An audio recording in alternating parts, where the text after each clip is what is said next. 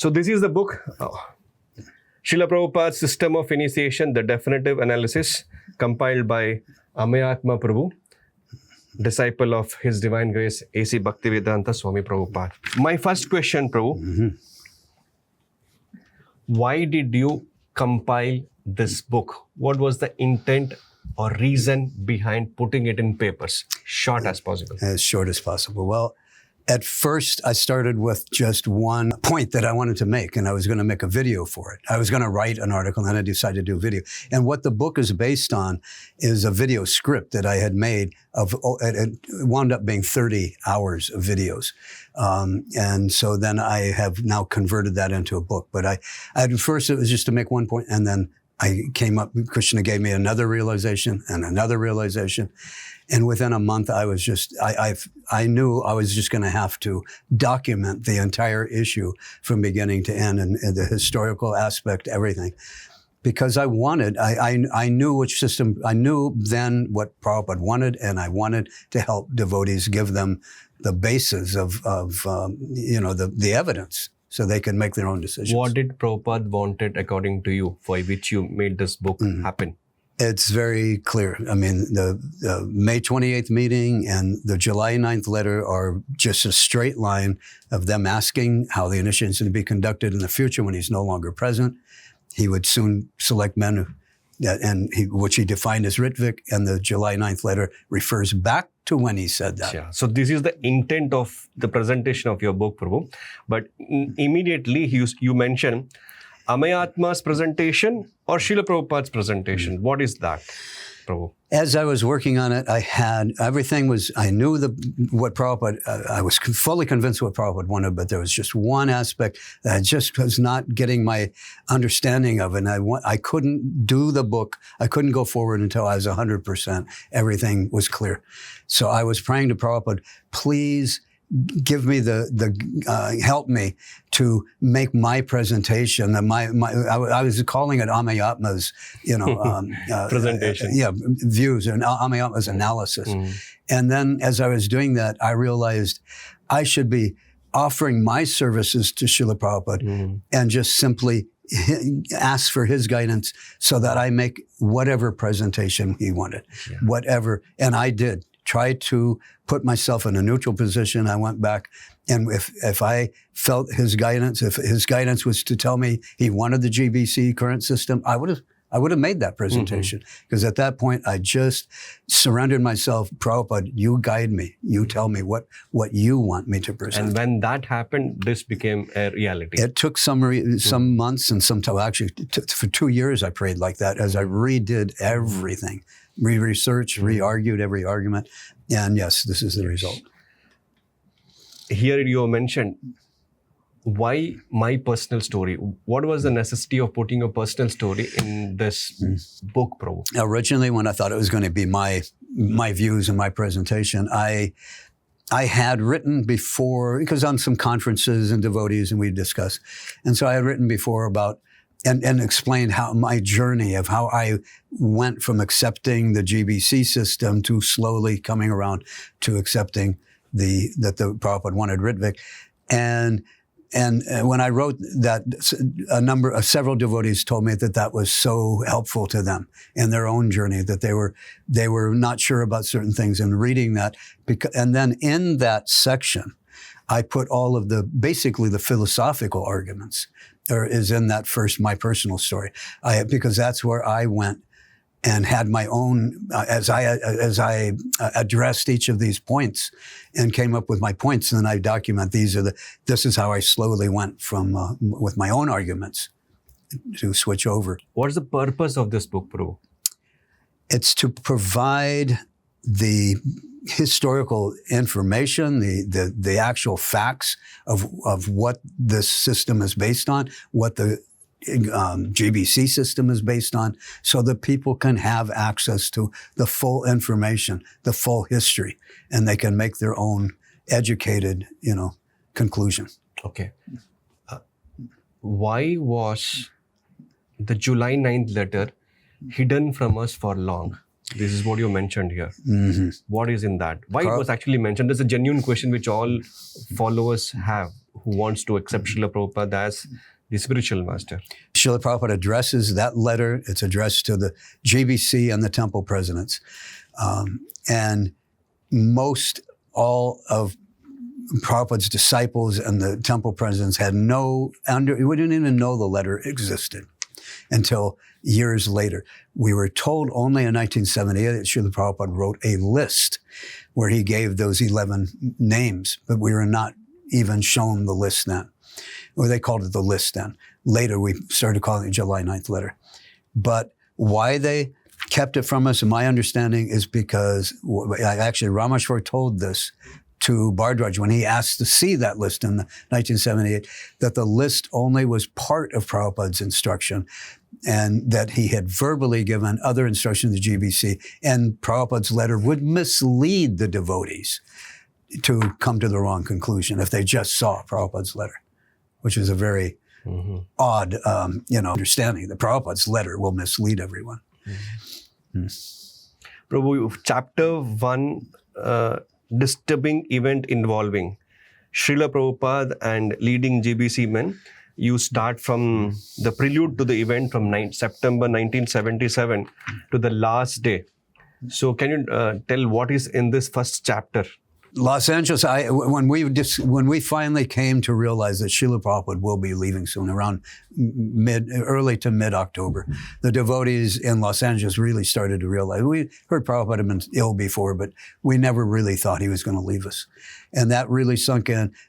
And some devotees had gone to India to be with Srila Prabhupada. I was trying to I decided I had to go. And then all of a sudden, Rameshwar came back. He was with Prabhupada. He came back and he told us with the message.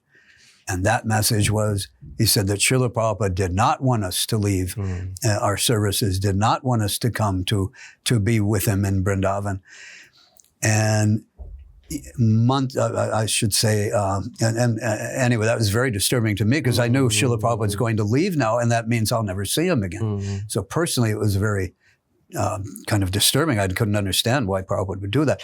Then when Bhardwaj, who was in charge of my service at the Fate Project, he came back from India about 10 days after Prabhupada left, and he was telling us, and one of the things he said, that he was in the room and Prabhupada had asked all his disciples to come to be with him.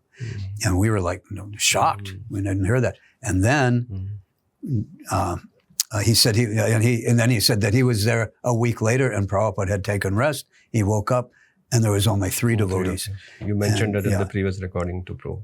And so Prabhupada was practically in tears, saying that his disciples were avoiding him. And I wasn't actually going to put that section in there until after I was praying to Prabhupada for his guidance. And then I realized that is a very important. Prabhu, one interesting thing you mentioned here in the first chapter is ISKCON's mighty Mustika. Our savior and superhero saves ISKCON from Srila Prabhupada. What was that? Just in brief. Mustika means mouse. And there is a cartoon character called the Mighty Mouse. So that was the Mighty Mustika.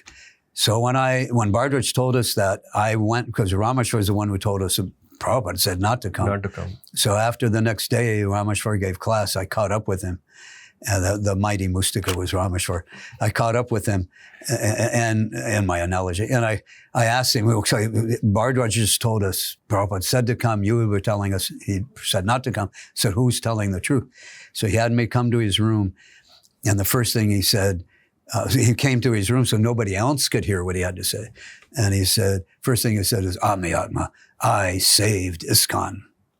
And this is his whole explanation was that he had saved ISKCON from Prabhupada's, personal, humble request that all his disciples come and be by his side, in these last days. The awakening of Ritvik RAS movement. What is this Ritvik RAS movement? Oh, RAS. So a lot of people refer to this as the Ritvik issue, or this devotee is a Ritvik, or, Ritvikism. But Ritvik just means a Brahmin priest who's qualified to perform Vedic sacrifice, Vedic ceremonies. So the Prabhupada used the word properly with the Sanskrit, usage, and it is an honorable title in the Vedic culture. In the Now they have made it a dirty word. yeah, in the Mahabharata, there's a who should be the Ritvik priest for the Ashwamedha fire sacrifice, and they mention Narad Muni, Vyasadeva, all of Vyasadev's disciples, the great sages. They were all qualified Ritviks. So a Ritvik doesn't mean some like a demeaning thing. So I wanted to have something that would define it, but be a little bit shorter. So what the RAS stands for is representative of the Acharya system. So Ritvik, representative of the Acharya system. I just gave a shorter acronym as Ritvik Ras. Yeah, RAS or Ritvik Ras, instead of saying it's a Ritvik issue. It isn't an issue about Brahmin priests. Then you end the second chapter by saying 1990 NA GBC meeting with Ritvik Ras supporters. NA is a North American GBC North meeting. American. The 1990, I had allergies. I still have allergies. I had allergies all my life and problems with the air pollution in Southern California, which was really bad at that time. So I had developed a really bad, my lungs were filling up with liquid. I could hardly breathe. I had to get out. Every time I left LA, after a while, it was okay. I'd come back in the smog and I was really bad. So I was not living in Los. I wound up in the mountains in Northern California because the air was like medicine up there. I didn't leave ISKCON. I just went for my health. Okay. So during a lot of the chaos and a lot of the coming out with the devotees supporting the Ritvik system, I wasn't actually directly involved. I didn't even know what was going on. I'd come down for festivals and go back up. I ran my own little preaching center there, and So when I went to the 1990 North American GBC meeting to revive my Fate project. I came with my own presentation. So I sat there for the whole, and I heard the whole Ritvik presentation, and I thought, well, this is really interesting, but it isn't what I came for. So I wasn't really involved in it, but a lot of devotees that were supporting of that system thought I was there to support it.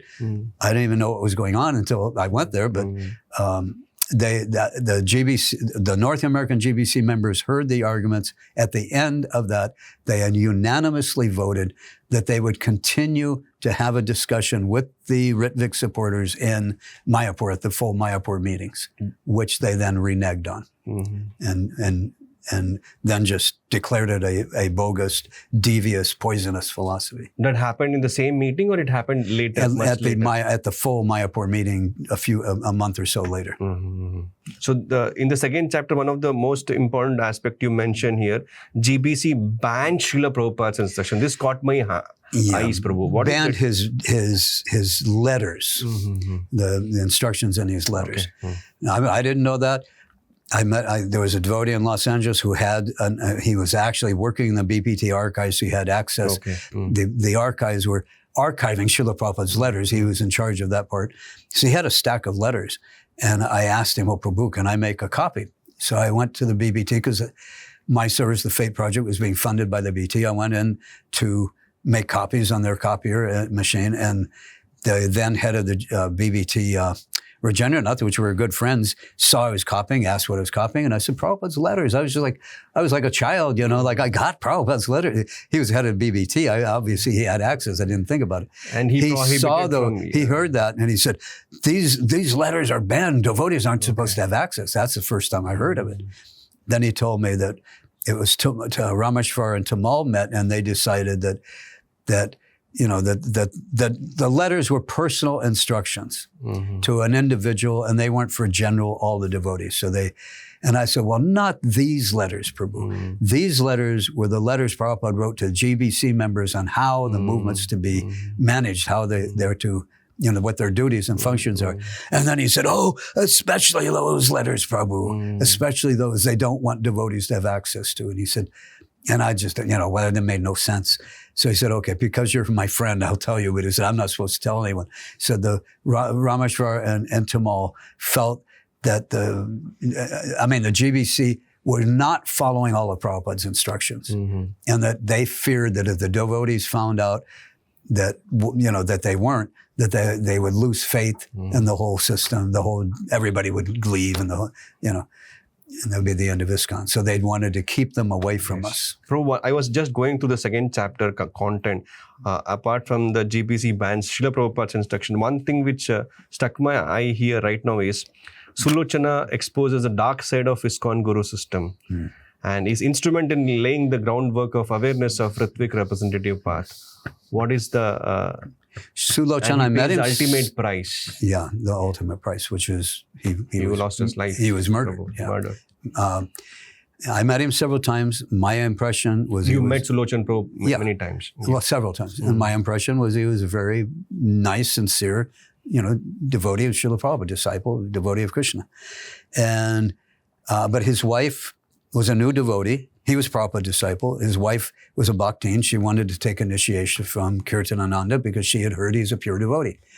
Sulochan had heard that Prabhupada had written some letters that were not very, nice about Kirtanananda. So he asked a devotee he knew who had access. By that time, the BBT had taken all the letters and made microfilms copies so that to archive.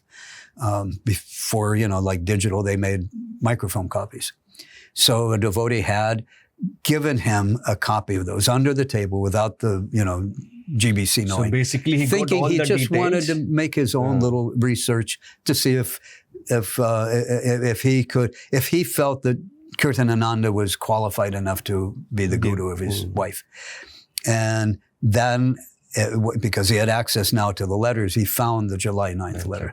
Okay. And what hit everybody's gut first when they seen that, because we were told Prabhupada had selected these men to be the next acharyas and they would be gurus after his disappearance. The letter doesn't say anything like that. It just gives these are the 11 Ritvik representatives of the acharya.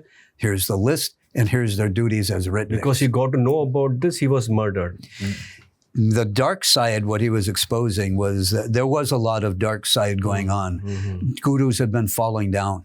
Jayatirtha, taking LSD, having affairs with other women when he was married. And then after they forced him to take sannyasa, he still was taking, having affairs. He got figured out. Hamsadutta went crazy. He went ballistic and he got into machine guns. Those things. Yeah. And so there were so many fall downs now of the 11 gurus, and those who weren't actually fallen. I mean, outside of ISKCON yet, they were doing many fallen activities, and that dark side was. These parties mentioned in this chapter. Yeah. You go to third chapter. My first serious look into Ritvik idea and the beginning of my transitioning to support the Ritvik Ras path. So what is in this chapter, if you can briefly tell us about it, Prabhu? In 1996, I was given, a devotee told me, here's some literature by Hamsadutta about the Ritvik. And the GBC have been saying this is poisonous literature. Don't ever touch it. Poisonous literature of the Ritvik, to avoid it. So I was just avoiding it. I didn't want to cause any, problem. We're all trying to be just good devotees, good disciples of Prabhupada. But he told me it was Hamsadutta. I liked Hamsadutta before.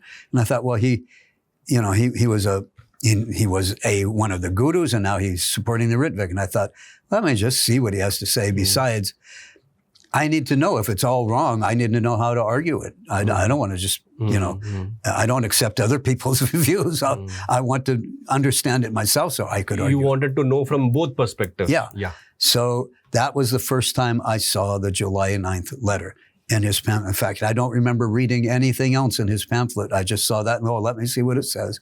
Same thing. The gut reaction was that we've been lied to all this time. Prabhupada doesn't say anything about them being gurus. So I wrote an article first against the Ritvik, because then I went and spoke to a devotee who I knew supported the GBC side, and he said, Prabhu, you can't just judge by that letter. Prabhupada gave verbal instructions to the GBC. And he was saying how they're all staunch, they're following, so I accepted, and then I wrote an article against Ritvik.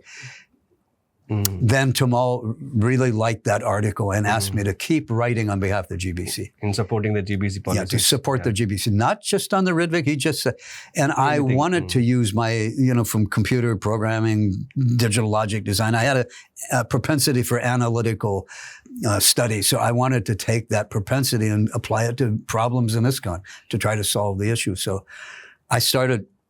Anyway, I have a long answer to that. But what I ultimately did is it got me started to research this topic more and more.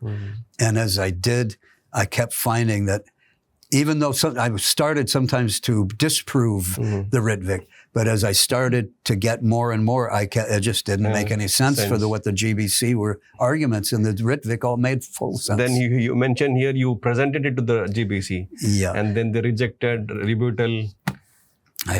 My main article I wrote was the system of management. Prabhupada had said, it was a quote from Srila Prabhupada, the system of management shall remain as it is, no need of any change. So that was the title, because I wanted my argument was the GBC should restore back. Prabhupada had given them instructions how they are to manage, to give spiritual guidance to the devotees, to address the individual issues of the devotees, to solve, issues amongst the devotees, to give guidance, managerial guidance to the temples. But the spiritual guidance, this individual guidance, these are duties Srila Prabhupada gave to the GBC. So I wrote this, restore your duties that Prabhupada gave you. And I wrote, right now you're in a disobedient. You're disobedient to Prabhupada because you're no longer following the instructions he gave you to follow. Hridayananda wrote back on behalf of the GBC saying the GBC has rejected your idea.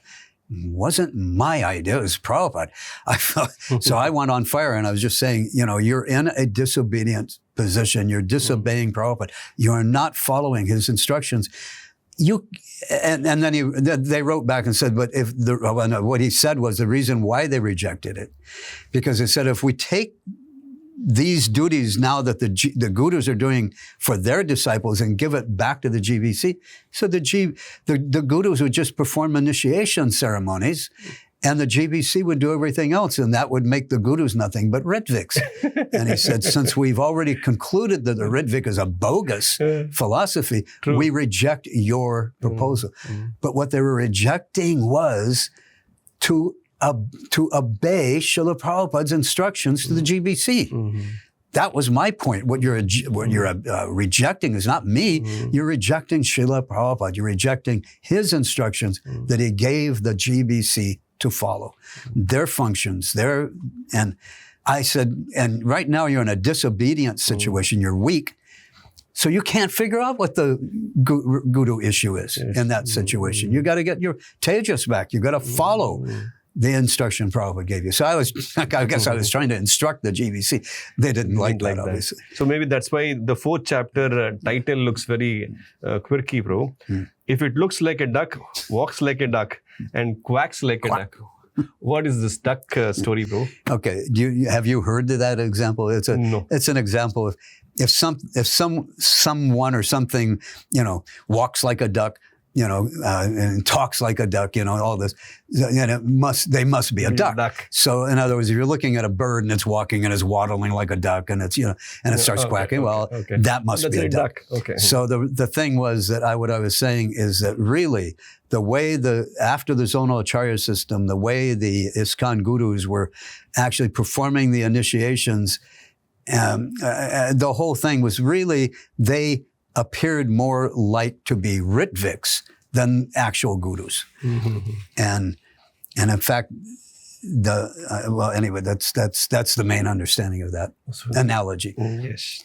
Okay, you went on to add an additional comment on Indradyumna Prabhu in the chapter 5. What is that, Prabhu?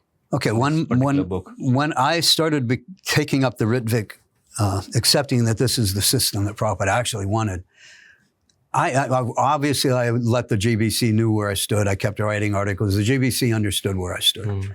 At least I kept writing, members. But within the devotee community, I had to just basically stay quiet because I had young children. And I wanted them to have association. The devotees at a temple, there were no real Ritvik temples that I knew of, especially near where I was living. So I wanted to start one, but I never did. Anyway, but I never, I wanted them to have devotional life in their youth. And one thing was that Pradyumna had his book about preaching in the Amazon and all this. And I thought, okay, he's a preaching sannyasi. So I wanted my children to respect a preaching sannyasi. I wanted my children to respect a preaching sannyasi. So when he came to Alachua, I'd have them come, offer their obeisances, and touch their feet, because they should respect a sannyasi, especially a preaching sannyasi. Had developed a little bit of, personal rapport with him. So then one day, when my children were a little younger, I said, I've been asking the GBC, please debate this issue with me in an intellectual debate, not just name calling and run away. I said, I want an actual in-depth discussion on this debate. You were discussing this with the I would send letters to the GBC. But they never responded. But then, so with Indradumna, he's not a GBC, but he's a popular, preacher and became a guru. So I asked him, can I have this private discussion with you on this? And he said, Prabhu, I'm the wrong one to ask. He said, I don't know the arguments on either side, GBC side or the Ritvik side. So I took that to be kind of odd, because he is a guru. But he said his position is, this is the conclusion of the GBC, and he just follows and accepts the GBC. He feels that is what Prabhupada wanted us to do, to follow the GBC. Okay. So he will just accept them. This is what they say. I just felt that because he's giving initiation, he should have done his own research on it to make sure. But that portion is mentioned here. Yeah, I mentioned all that. And the 6th chapter starts, let the real study begin. So you probably started a thorough study research on this. This is what the chapter says, Prabhu, here. Once there was a dark, every time I would try to approach the Ritvik issue to study it, I had a darkness would come up and dark feelings, and just, I didn't know what it was. And originally I thought, oh, this is really a poisonous, GBC saying it's so poisonous and devious. It must be. Every time I try to study it, I get these dark feelings. But finally, after the GBC rejected my articles and were calling me, saying I'm just promoting Ritvikism and calling me a Ritvik, and I had to study the issue. So I had to figure out what these dark feelings are. And what it was goes back to that beginning of my book, where they had lied to us, where the GBC had lied to us about Prabhupada's, what he wanted. And the reason that made such a traumatic experience for me, because these were now our leaders. After Prabhupada left, we just wanted to see how the movement was going to go, how these men are going to manage. And within a week or 10 days, I found out they just lied to us on Prabhupada's name and offended Srila Prabhupada by keeping us from being able to satisfy his last request, to come and be by his side. So then I heard they're going to be gurus, the same ones who I thought weren't even qualified anymore to be GBC. Now we're told that Prabhupada made them gurus. It didn't make any sense. And I couldn't come up with the answer. I didn't have access to anything. And it just left me in a really dark, gloomy place. And the only way I could go on is suppress that whole thing down, where it just never came back up. And that's where it started coming back up every time I tried to research this topic. And then now I could confront it years later. And I had access to other information. So in the 7th chapter, you start addressing the philosophical aspect, part 1, where you mention about conspicuous by its absence, no mention of multiple gurus in ISKCON, and Jayadvaita Swami's logic, and what is real Ritviks. So Jayadvaita's argument was that if Srila Prabhupada wanted a Ritvik system, he would have been preaching to his leading GBC members for months and months about how what he was doing was bona fide, about, that he was going to remain the Diksha Guru. He would have been explaining the whole system in detail for months and months. And so he says that's conspicuous by its absence, because Prabhupada didn't do that. So what I saw was that the Ritviks system is something that Prabhupada very slowly introduced over the years, starting at the late 60s and delegating to the temple presidents that they were to make the assessment of the new devotees and give their recommendations to Prabhupada, because he was traveling, he was no longer at one temple. Once he started the JBC, he said that they can, others in La Pradyumna can perform the fire yajna, but even when he's not there, they can make a decision of whether somebody is qualified, and they can give the Brahman initiation. Prabhupada had already made a recording of himself chanting the Gayatri Mantra to be played in the ear for the Brahman initiate when he's not present at that temple or any. So he told them, if you can't find the tape, then you chant in the ear. So he kept delegating. Then he had GBC, chant on the beads, give the names. It was a gradual process, yet in each one of those times, never did Srila Prabhupada give a long explanation about why he was doing what he was doing. No Pastacharya had ever delegated those things. No Pastacharya made a recording of the Gayatri Mantra to play in someone's ear by a recording. No one, and then to tell another disciple, well, if you can't find the recording, you chant in the ear. So no one has ever, that we can know of, ever did anything like that. But Prabhupada never gave a long explanation for any of that aspect. And really the only thing the Ritvik July 9th letter did was that it just formalized the process and gave a formal title. And one last thing, instead of the temples sending the letters of recommendation to Prabhupada, they sent to the nearest Ritvik. But he had already been having some of them, chant on the beads and give the names. So really that was the only thing. Instead of Prabhupada getting the letter, now they will get the letter. So why would he have to spend months and months explaining that one? What was already happening. Yeah, what has already been going on for years. So Prabhupada would just tell us to do something. We accepted. Prabhupada is the pure devotee. He is Krishna's representative. If he said this, it is authorized. We didn't even question it. Now, you might argue, well, why didn't we? But nobody did. Prabhupada was delegating. Nobody said, Prabhupada, is this really, can you have the authority to do that? I mean, nobody questioned him. True. So this is another accusation, Prabhu. It's not in the tradition. Ritvik was not in the tradition, the same argument what they use. How do you counter those arguments? And it's a fact. No one did what Prabhupada did, even while they were living. And even while Srila Prabhupada was still present, nobody was initiating disciples from all over the world or all over India or anywhere where they're lying weak in their bed and not physically involved in the process at all, period. Delegated every single physical aspect where everything would be carried out by those he delegated that process to. No Pastacharya had done that.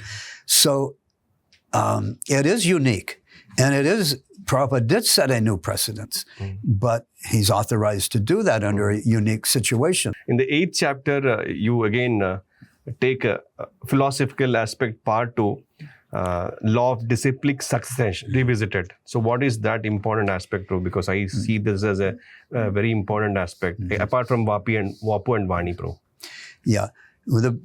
The GBC, there was a letter, I can't remember to who, but where Prabhupada emphasizes the law of the disciplic succession. He said that one should not accept or cannot accept their own disciples in the presence of their guru. But once he has left, then one can take disciples. Okay. And this is the law of the disciplic succession. But that isn't the only criteria that Prabhupada had ever taught. He had always, that one has to be qualified first. Okay. And it isn't just on his disappearance that every one of his disciples, no matter if they're complete nonsense, they've fallen down, they're preaching some bogus philosophy, they're sleeping with one woman after, taking ganja, whatever they're doing, now they're going to be gurus. There's qualification. They have to be fully qualified. And Prabhupada has to give them the direct order. And otherwise... Vapu and Vani, a brief so side the GBC accept that the Ritvik system that we just talked about, no physical involvement by Srila Prabhupada, they accept that system was bona fide while Srila Prabhupada was present physically. Even though he didn't have to be present at the temple, at the country, on the continent, or anywhere, but he had, according to them, he just had to be present somewhere on the planet. course, where does it state that? That's their speculation. But what if that system was bona fide, and they say it was, right up to November 14th, 1977. So November 15th, what happened? They said, oh, it's totally bogus now. It's lost all its spiritual potency. What is the difference? Okay. Prabhupada's Vapu form is no longer living in this world. And so therefore, I have come to the conclusion that what they are standing on, what their philosophy, they base their ideas on, it's called I call it a Vapu Vada philosophy. That it's Vapu Vada philosophy. They accuse us as Ritviks Vada philosophy. You accuse them as Vapu Vada philosophy. Vada just means philosophy. It's interesting, bro. Yeah. So I call that Vapu Vada philosophy because they are saying, basically what it comes down to, what they're saying is that it's Prabhupada's Vapu form that was empowering his spiritual initiation. And as that form is not living in this world, and it's a totally bogus system. Wow. Well, nothing else changed except his Vapu form wasn't breathing. I say that we stand on the Vani Vada philosophy, that it was Srila Prabhupada's eternal instructions that empowered his system. Heavy metallic iron knees. What does it mean, bro? Very interesting titles you have given to your sub-chapters. An iron knee, like the knights would have a metal armor. So it was quite an iron knee, a heavy metallic iron knee. So when Prabhupada left, and these men thought they were to be gurus, they were arguing, they were meeting, before they went to the Mayapur, trying to figure out how to become gurus, how to start their system. And no one could come to an agreement. So they got to Mayapur, and they still, in person, could not come to an agreement what they're supposed to do, how to do. Or they're supposed to take out Prabhupada's murtis, and mostly they had photos on a lot of the Vyasasans, but there were some murtis and photos. So they're supposed to take them out, the paintings, and then they sit on Prabhupada's Vyasasans, and one of them started doing that before their meeting in March, or end of February, and so they're just not clear on what they're supposed to do. Why they didn't know, that was another thing. But because they didn't know, then Tamal said that Prabhupada said, if we have a philosophical question and we can't answer, we can go to his godbrother Sridhar in Mayapur. So he mentioned that to GBC, and they thought, oh, yeah, we can't figure this out. Let's go to Prabhupada's godbrother. Why it's so ironic they went to Sridhar Maharaj, because I don't have it in the book, but another devotee was telling me that when they went to Sridhar, there is a recording of the meeting, but it must be before the recorder was started, because they said the devotees present there heard him say, he laughed about how they're coming to him. He said, I am not a moth maker, I'm a moth breaker, a moth, the ashram breaker. And that's what Prabhupada wrote in a letter, saying that when Bhaktisiddhanta left this world, he told his followers, start a GBC, and they are not to nominate a GBC. But Sridhar unnecessarily, and other men with him, unnecessarily thought that there had to be another next guru. So they disobeyed Srila Bhaktisiddhanta. They held elections and voted in a new guru. He fell down, they voted in another, and then another, and then they just declared themselves gurus. And so Prabhupada pointed that out, and yet they, under the same circumstance, the Bhaktisiddhanta had left, and Sridhar had done this, not a moth maker, he's a moth breaker, and they went to the same Sridhar Maharaj under the same circumstance after Prabhupada left, and asked for his guidance on how to establish the 11 gurus. And they just told him, Prabhupada appointed us to be gurus. So that's all the information Sridhar based it on. Okay. And that was ironic that they went to that same person. Okay. Then you give much more importance to the philosophical aspect. That's why you mentioned in the part 3 also. So no past presidents of multi-guru system in one ashrama organization. And you also speak about you need a living guru, another naughty knot. Can you just touch it? Yeah, I feel that this is most important aspect of this particular chapter. They talk about that their system is the tradition. They're following the disciplic parampara tradition. But there's no tradition. No objection certificate is a tradition. So there's no tradition of where when the guru leaves, that there's multiple gurus in his ashram and his organization. And Prabhupada had selected, had told that the GBC shall be the ultimate managing authority. So who's higher, the guru, the initiating guru, or the GBC? And so there's a conflict, but you can't have more than one guru. So if the guru normally, traditionally, if he has properties, he has to formally give them over to a successor. Formally, like an illegal that it's held up by the courts. Now this person is in charge of these buildings and this property. Prabhupada never did that with any. So I find that the people who are giving initiation in ISKCON, declaring themselves gurus, are using Prabhupada's ashrams, illegally. They're not to be the guru. Prabhupada is. Another naughty nod, or just not. You need a living guru. Oh, need a living guru, yeah. So all the time we kept hearing how you have to have a living guru. On their side, they still, a year ago, I heard another guru say the same thing in his class. You have to have living guru, Prabhupada said. So I thought, well, what did Prabhupada say about that? So I looked in the database. I found nothing. Living guru, living spiritual master, except one incident where way back in 68, Madhvisa asked Srila Prabhupada how the Christians can go back to the spiritual world, God's kingdom, by just accepting Jesus' teachings and not having a guru. Prabhupada said, by accepting Jesus' teachings, he is their guru. Then he said, but a living guru, Prabhupada, we need a living guru. Prabhupada said, living or, there's no question of living or, and then he said, the spiritual master is eternal. The spiritual master is eternal. So the only time Prabhupada addressed this idea that you need a living guru, Prabhupada smashed the idea. The guru, the actual acharya, he's the bona fide spiritual master, he's eternal. And even 2,000 years ago, that Jesus was here, Prabhupada is still saying, if you follow his teachings, he's your guru. And you can, by following him, go back to God's kingdom. That is the essence of what he was saying. Madhvisa said, but we read the books, maybe we don't understand. We need some personal guidance. And Prabhupada said, the priest is there. He can help you. So we have so many devotees, so many GBC, temple presidents, senior devotees. Gurus. They are all instructed gurus, and Prabhupada is the initiating guru. The back cover. Yes. I put that on the cover because, the GBC should all be the instructor gurus. I am the initiator guru. And you should be the instructor gurus by, teaching what I am teaching and, doing what he's doing. So that he wanted the GBC and all the senior to become Shiksha Gurus. And Prabhupada is the Diksha Guru. They got it all backwards, upside down. Prabhupada is the prominent Shiksha Guru, and we are the Diksha Gurus.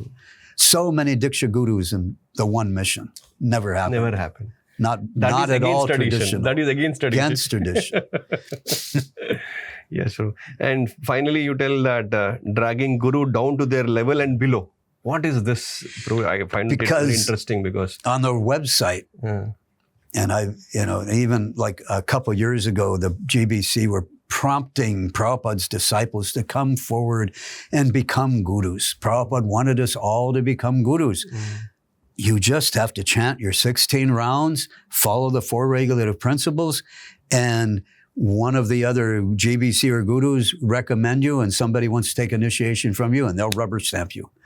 They'll say, now you are approved. Officially, you are now, the GBC has given their rubber stamp. You are now an official authorized guru, authorized by the GBC.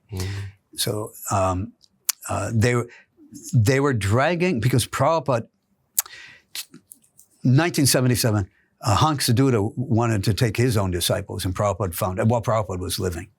And Prabhupada said, what is the use of creating a rascal guru? And then he said, I want to give my order. I want to say, you become acharya, you become authorized, but I am waiting.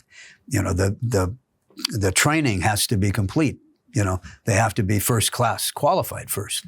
So Prabhupada held the function of guru, the position of actual Diksha guru, to an extremely high standard.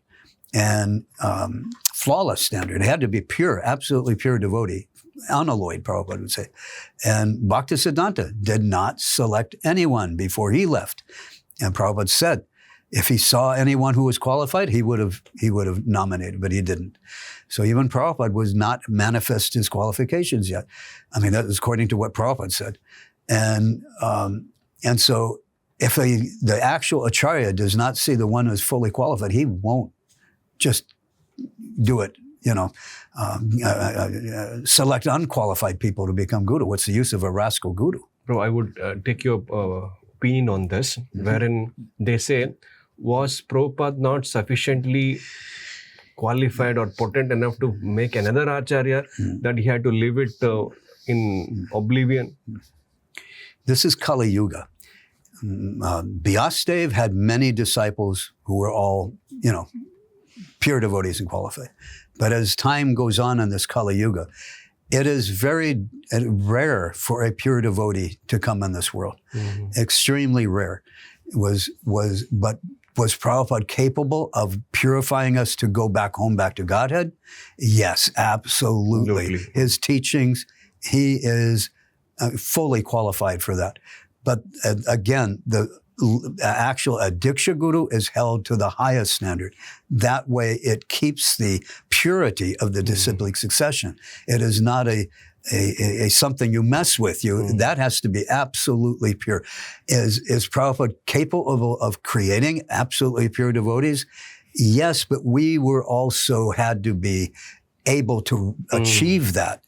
And if it wasn't Prabhupada, it was us. We are not that pure. This is Kali Yuga. It's very difficult in this age to achieve that. But that's why you mentioned here, violating the law of disciplic succession, tie yet another knot. Basically, there has to be gurus in the disciplic line. So basically they're saying... There cannot be vacuum. Yeah, there can't be a vacuum. But Srila Prabhupada addressed that with Sridhar, who, after Bhaktisiddhanta left, Srila Prabhupada said he unnecessarily thought there has to be guru, like right away. So he disobeyed Bhaktisiddhanta's order, and they held election.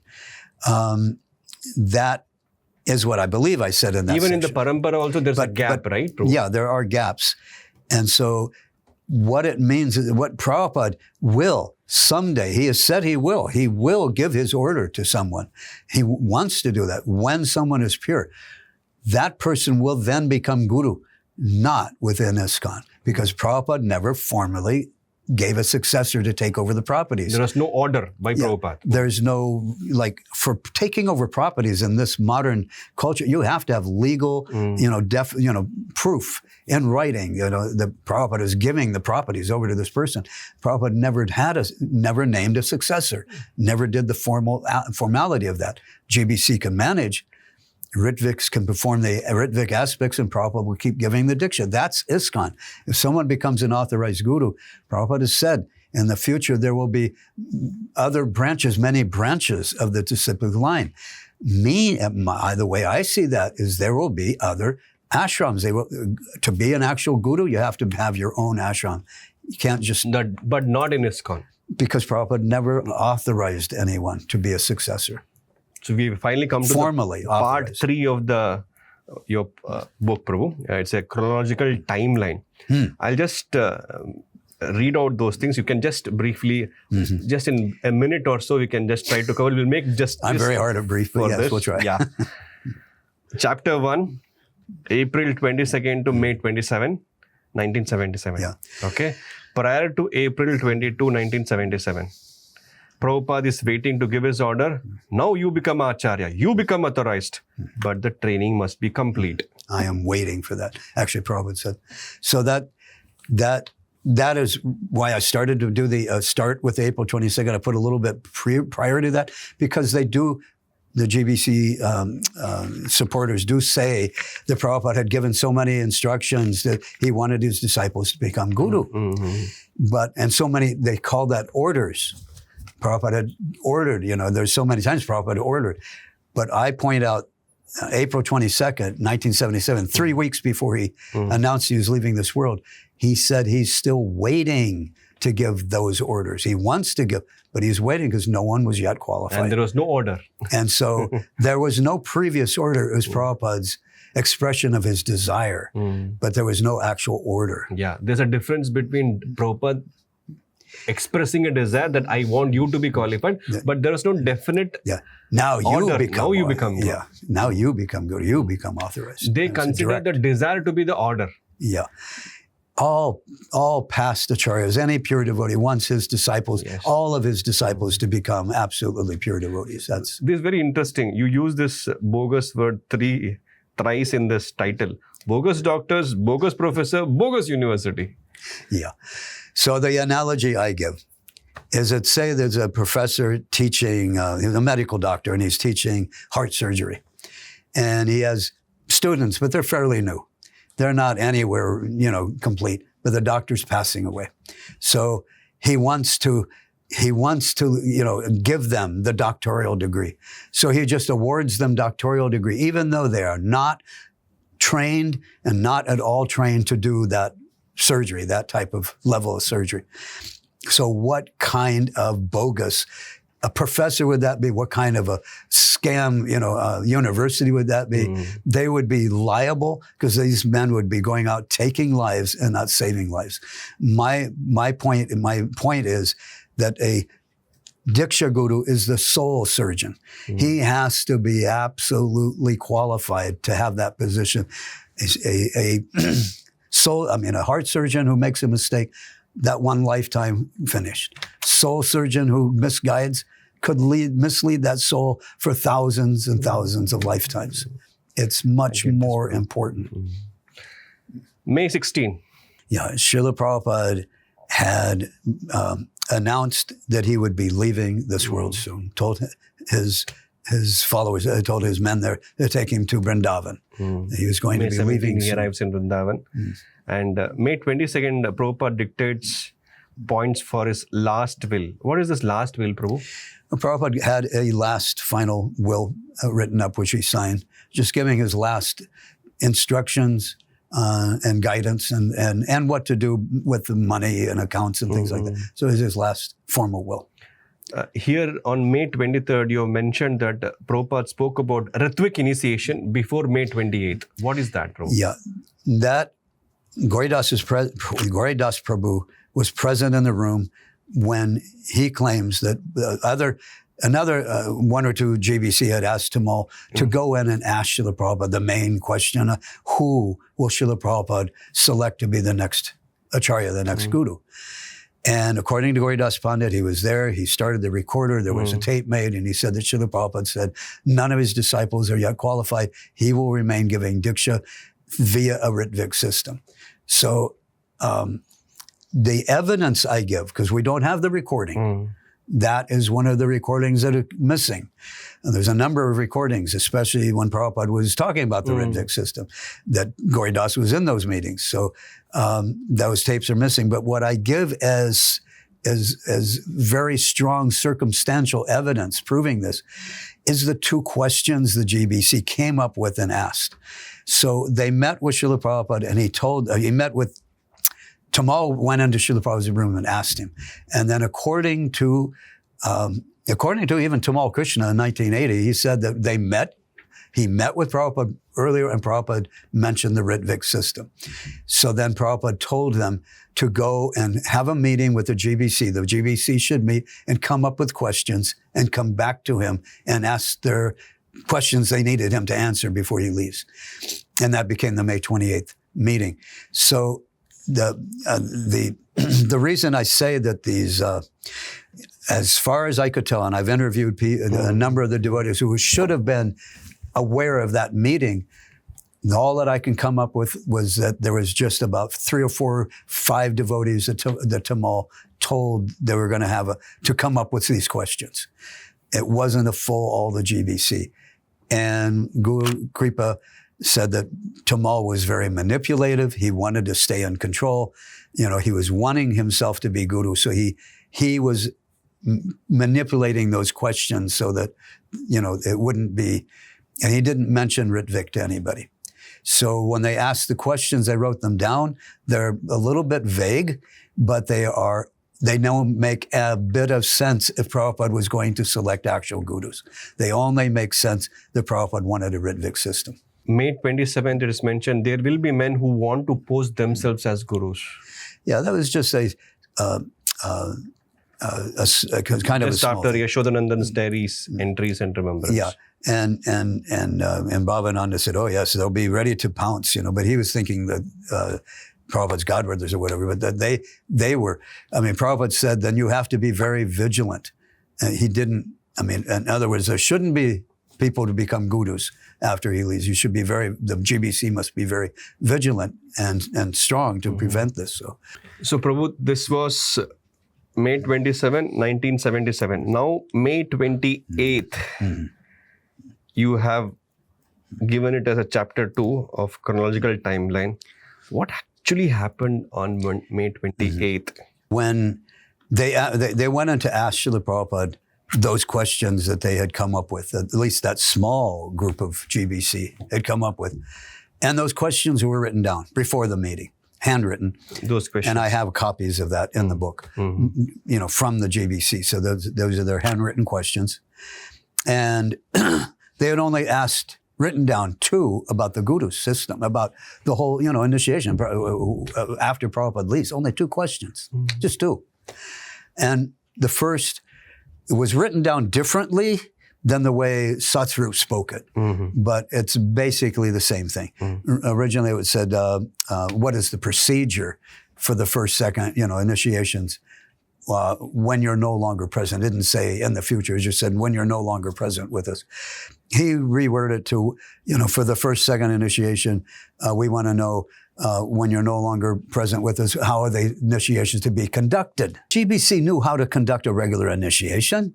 They had been helping Prabhupada. They'd been chanting on beads, giving the names. They knew the whole process of, the temple president has to recommend. They knew the procedure. They knew how they're conducted. Yes, Prabhu. So why would they be asking how to conduct a regular initiation? And Prabhupada knew they would know that. So his answer, if he thought they were talking about just regular initiation, would be, "What's wrong with you, man? What, you don't know?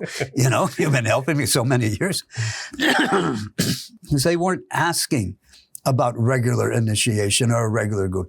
And the main thing is, why didn't they ask who will be the one who's giving the initiations when you're no longer present? This should have been the question, actually. Yeah, who? Which, according to Gauridas Pandit, they had asked before. And Prabhupada said no one was qualified. I'll set up Ritvik.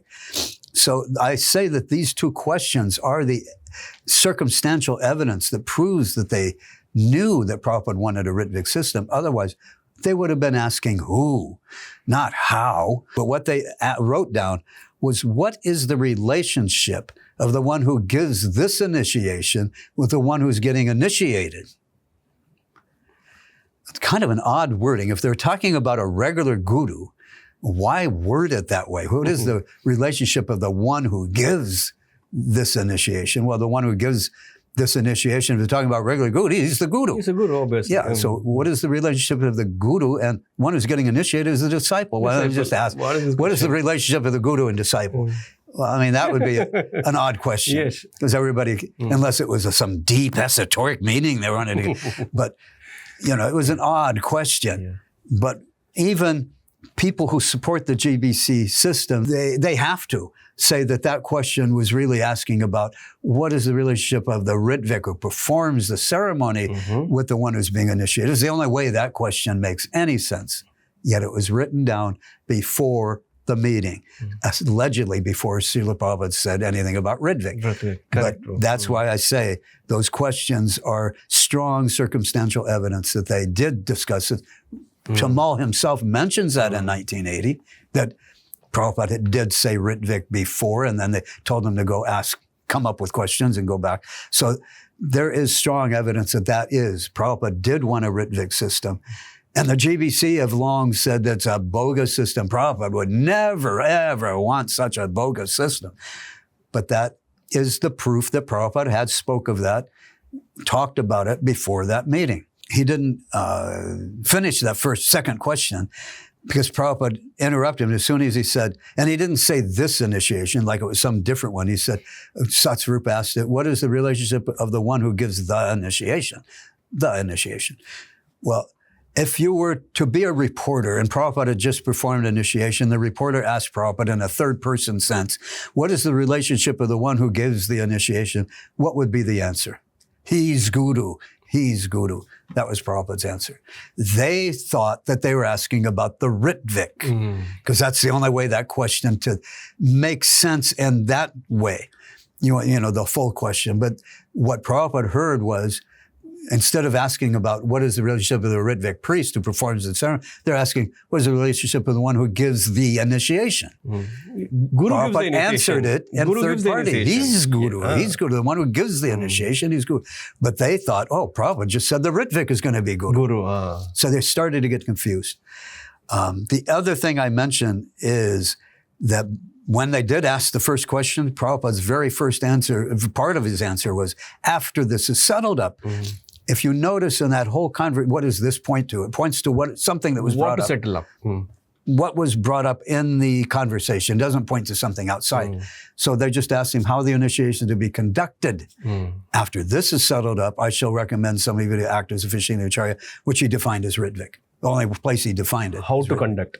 Yeah, how to conduct. If you noticed in that meeting, he never said anything of how to conduct initiate, how the initiations are to be conducted when he's no longer present. This is a topic which has to be settled up. Yeah, it wasn't settled yet. Prabhupada hadn't settled how, the details of how he wanted the initiation to be conducted different from that of a regular initiation. He hadn't settled that yet. So that's an important That's why you said it's absurd and stupid questions by GBC. Yeah, and that second question, Prabhupada didn't hear the full question because they worded it totally wrong. And if it was about a regular guru, it made no sense to ask the way they asked and all that. Even the first question, Prabhupada's response, if you thought they were asking about a regular guru, how the initiation be conducted, I mean, really, it would be who is going to conduct them. But Prabhupada's response was, after this is settled up, how they conduct, I will nominate you to be, some of you to act as officiating acharya. Is that Ritvik? Ritvik, yes. Prabhupada didn't say acharya, yes. Ritvik, yes. So they will be Ritviks. What the point that kind of a stumbling block for me for a long time is that the second part of Prabhupada's this conversation is only 2 minutes. 2 questions that they wrote down in 2 minutes. And it seemed like the second part that Prabhupada was saying they would be gurus, they would be their disciples. And I had a little bit of problem with that myself. That's why I kept praying to Prabhupada. I cannot finish this presentation until I am absolutely clear what you wanted, you know.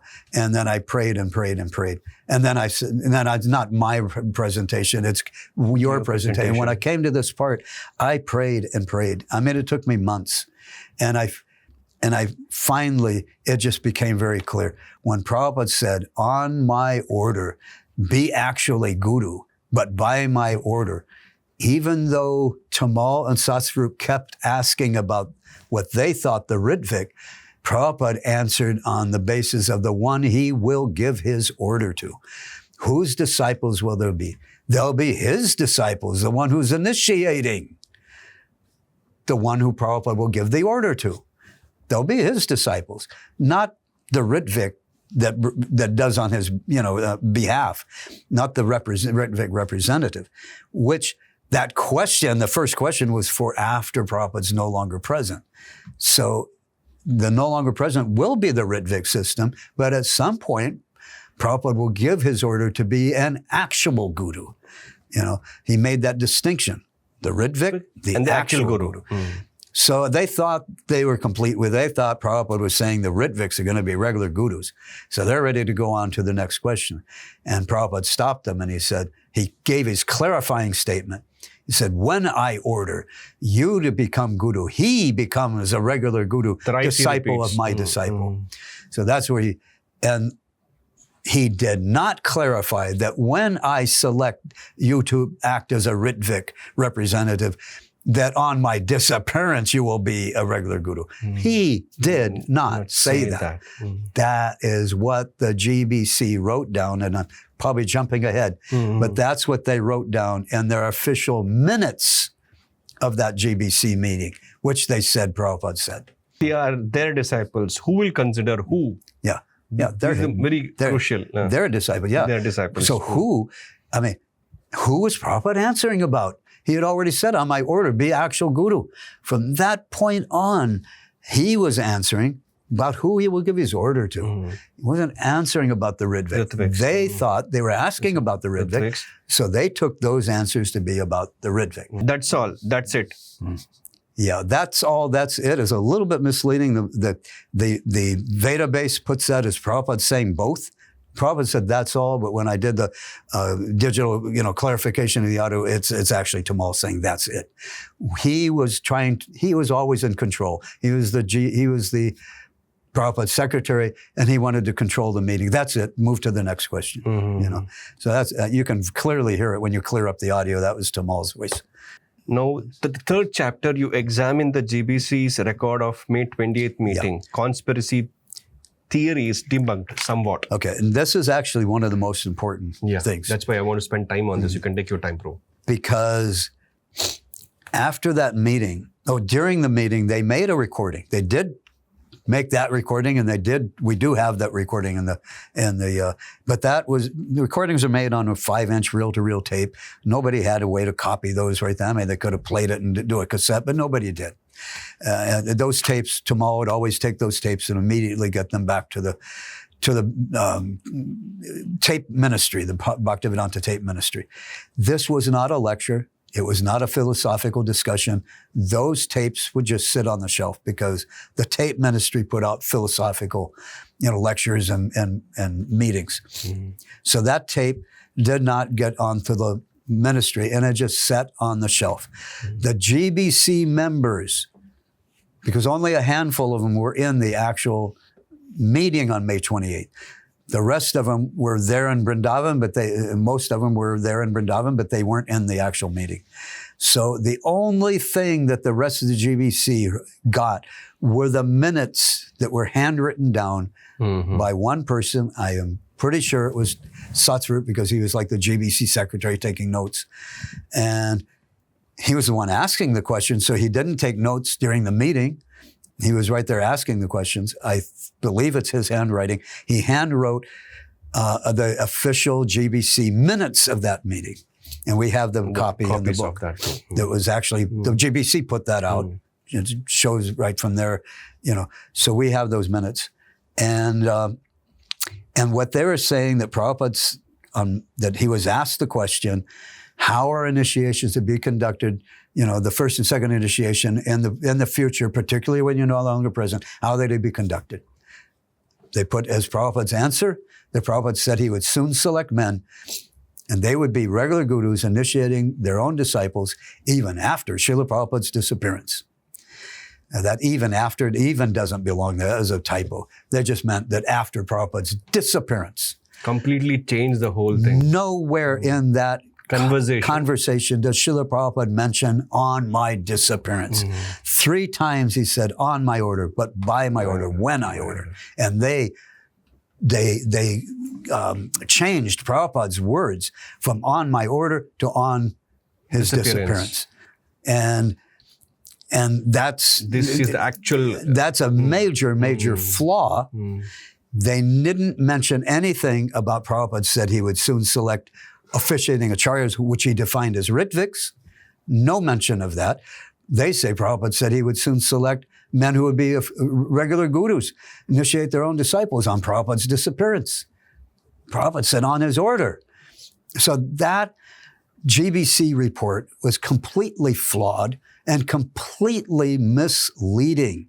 It is not what Srila Prabhupada actually said.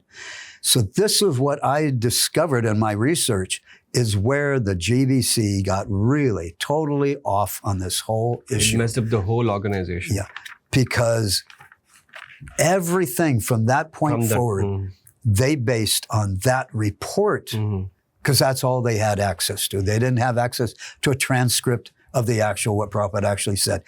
Shortly after May 28th meeting, refusal to seek a written verification. In the 1990 North American GBC meeting with the Ritviks and the North American GBC members, this was brought up, that, and Jayadvaita was there and confirmed that Satsvarup had told Jayadvaita, who was a sannyasi, he wasn't a GBC, but he was a senior devotee, and he told him that this is what Prabhupada said, that he would soon select men who would be actual regular gurus on his disappearance.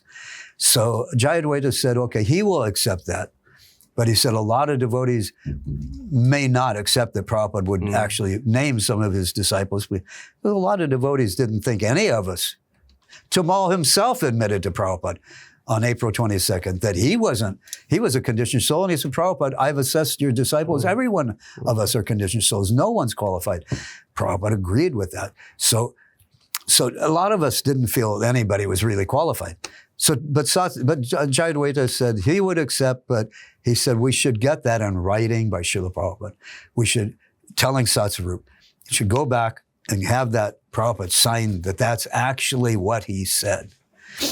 He went back, Satsarup went to Tamal, who was basically Prabhupada's gatekeeper. Even though Satsarup is practically a more senior devotee, also GBC, and has been Prabhupada's secretary, still they had to go through Tamal. To meet Prabhupada. To go back in to confirm this in writing. Yeah, because Tamal was taking care of Srila Prabhupada as he's, and so he didn't want to disturb Prabhupada. He just said that I understood that's what Prabhupada said, and that's good enough for me. That's good enough. We're not going to disturb Prabhupada. We're not going to go back in and have him sign. That was a total, so Satsvarup, even though I think he's the one who wrote this GBC minutes, he was willing to go back in to verify with Srila Prabhupada that this is actually, so I don't think Satsvarup purposely, gave a misleading, it's just that he misunderstood. And the only way anybody could misunderstand when Prabhupada says 3 times, on my order, when I order, by my order, and change the word to on disappearance, he only heard what he wanted to hear. He wanted to be guru. All these men, and Tamal admitted it, Hamsadutta has admitted that they all wanted to be, a strong desire to want to be guru when Prabhupada leaves. They only heard what they wanted to hear, and not what actually Prabhupada said. Even Bhavananda Prabhu also tells Yashodanandan Prabhu that Srila Prabhupada actually wants Ritvikacharya. Because that was their understanding, Tamal's understanding. July 7th, Tamala Krishna Maharaj and Srila Prabhupada again discusses initiation, and Prabhupada names 7.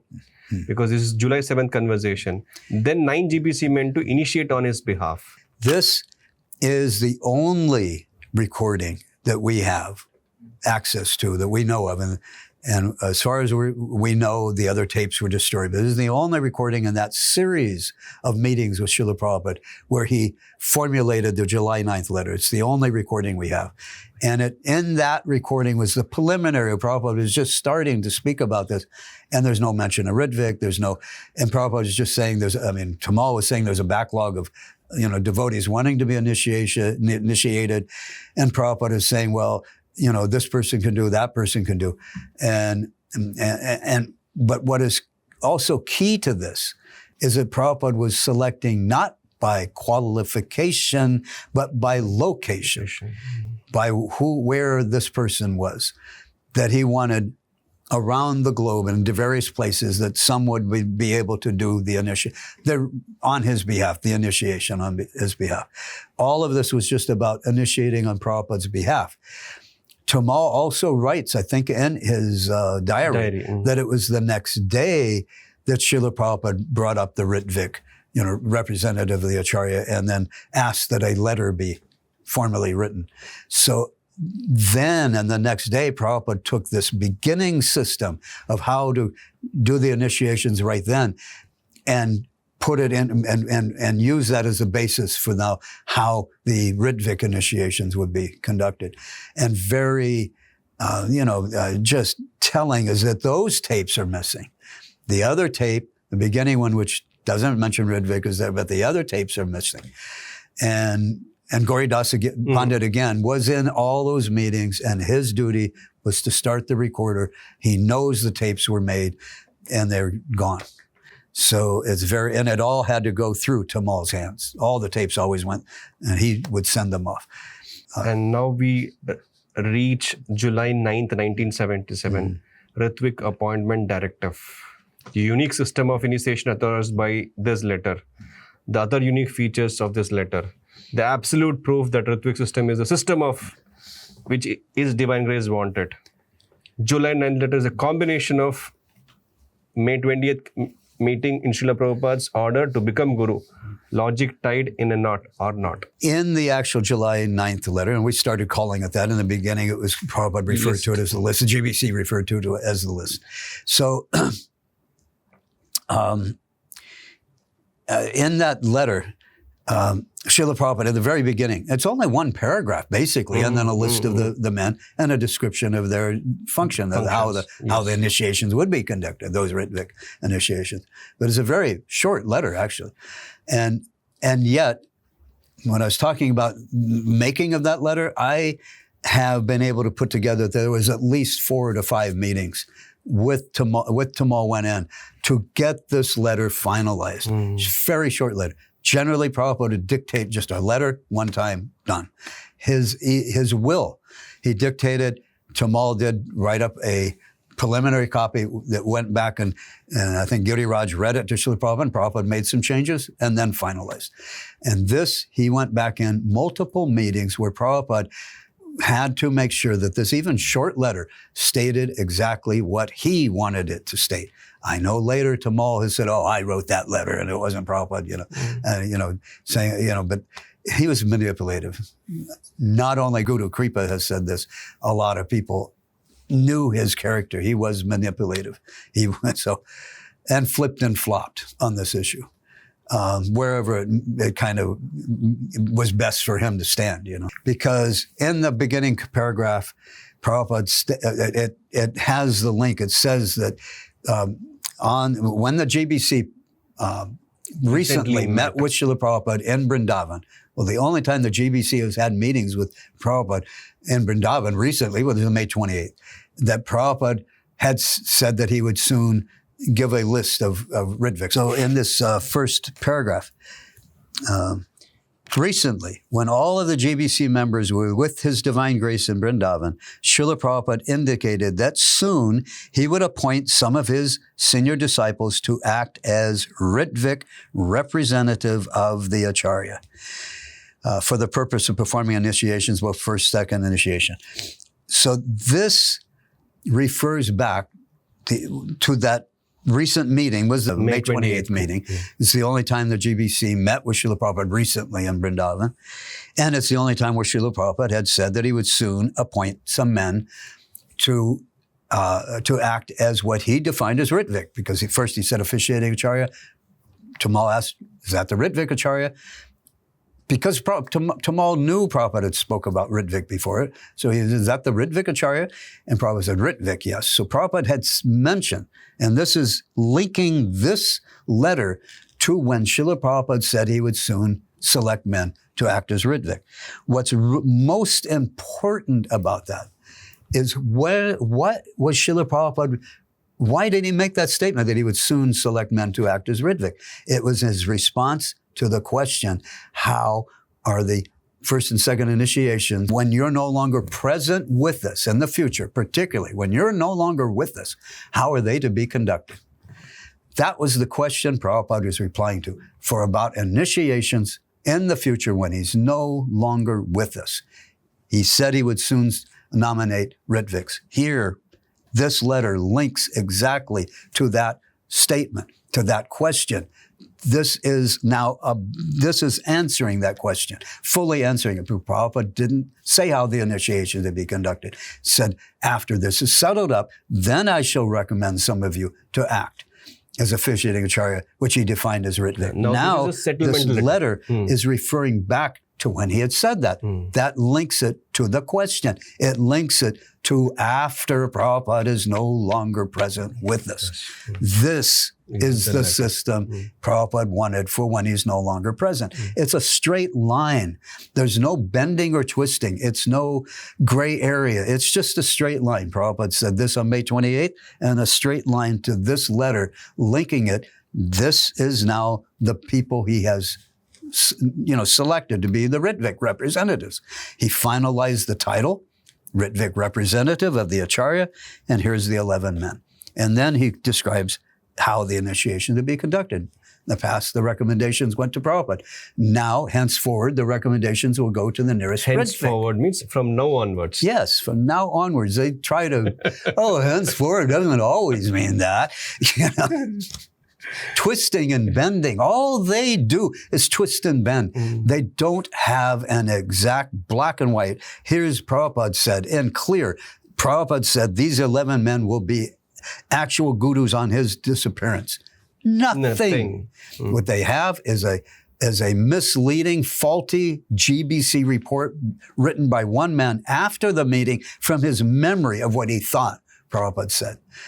The actual recording does not support that. And the letter directive also. And here, this is very clear that Prabhupada is referring back to that when he said he would soon select Ritviks. That was his response. After he's no longer present. This is the system Prabhupada wanted. It's very clear. It's black and white. How anybody rejects it, you know, it's because they're just too motivated to want to be guru, or they're thinking by now that they're so established in their system that they just can't believe that they were ever wrong, you know. So they just refuse to accept. But this is absolutely clear for those who are sober, have an open mind, unbiased. Just look at the actual evidence. Nowhere did Srila Prabhupada write there to be actual gurus. Nowhere. And this is the letter where he gave their 11 names. This is the very letter that he gave these 11 names of these men.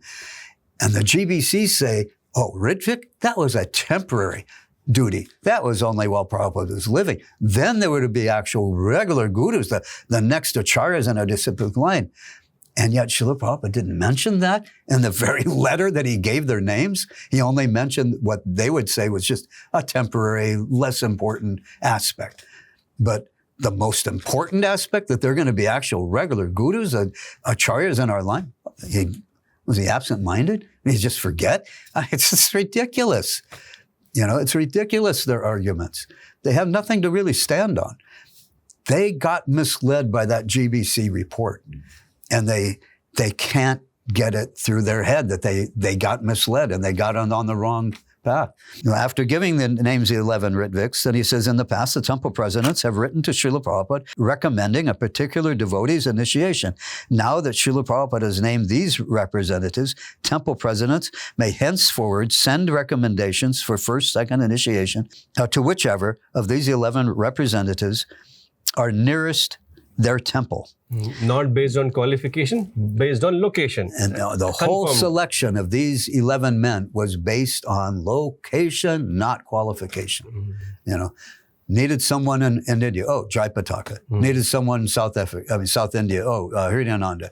You know, Europe, Harikesan.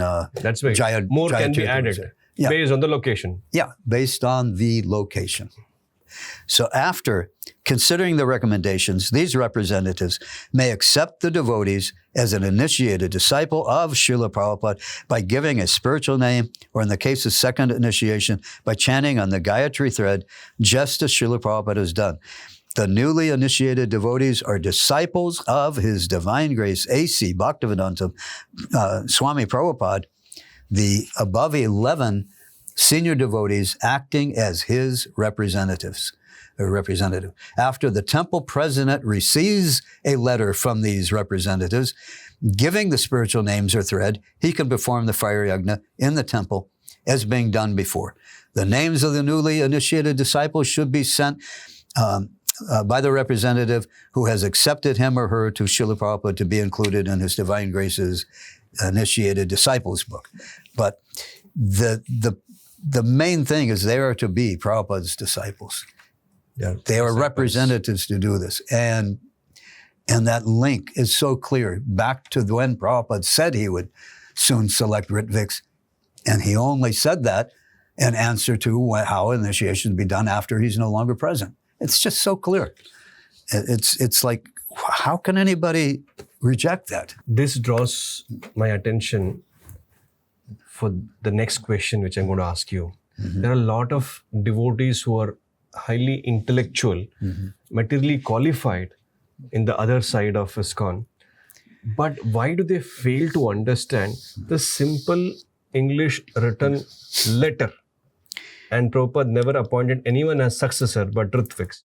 Why do they fail to understand this? Prabhupada? Trying to defend a system that Prabhupada never even wanted, never said anything about. He never said that there will be gurus on his disappearance. They're trying to defend a system that is just bogus. It has no basis, but they think it's right. They're convinced that that's what Prabhupada wanted.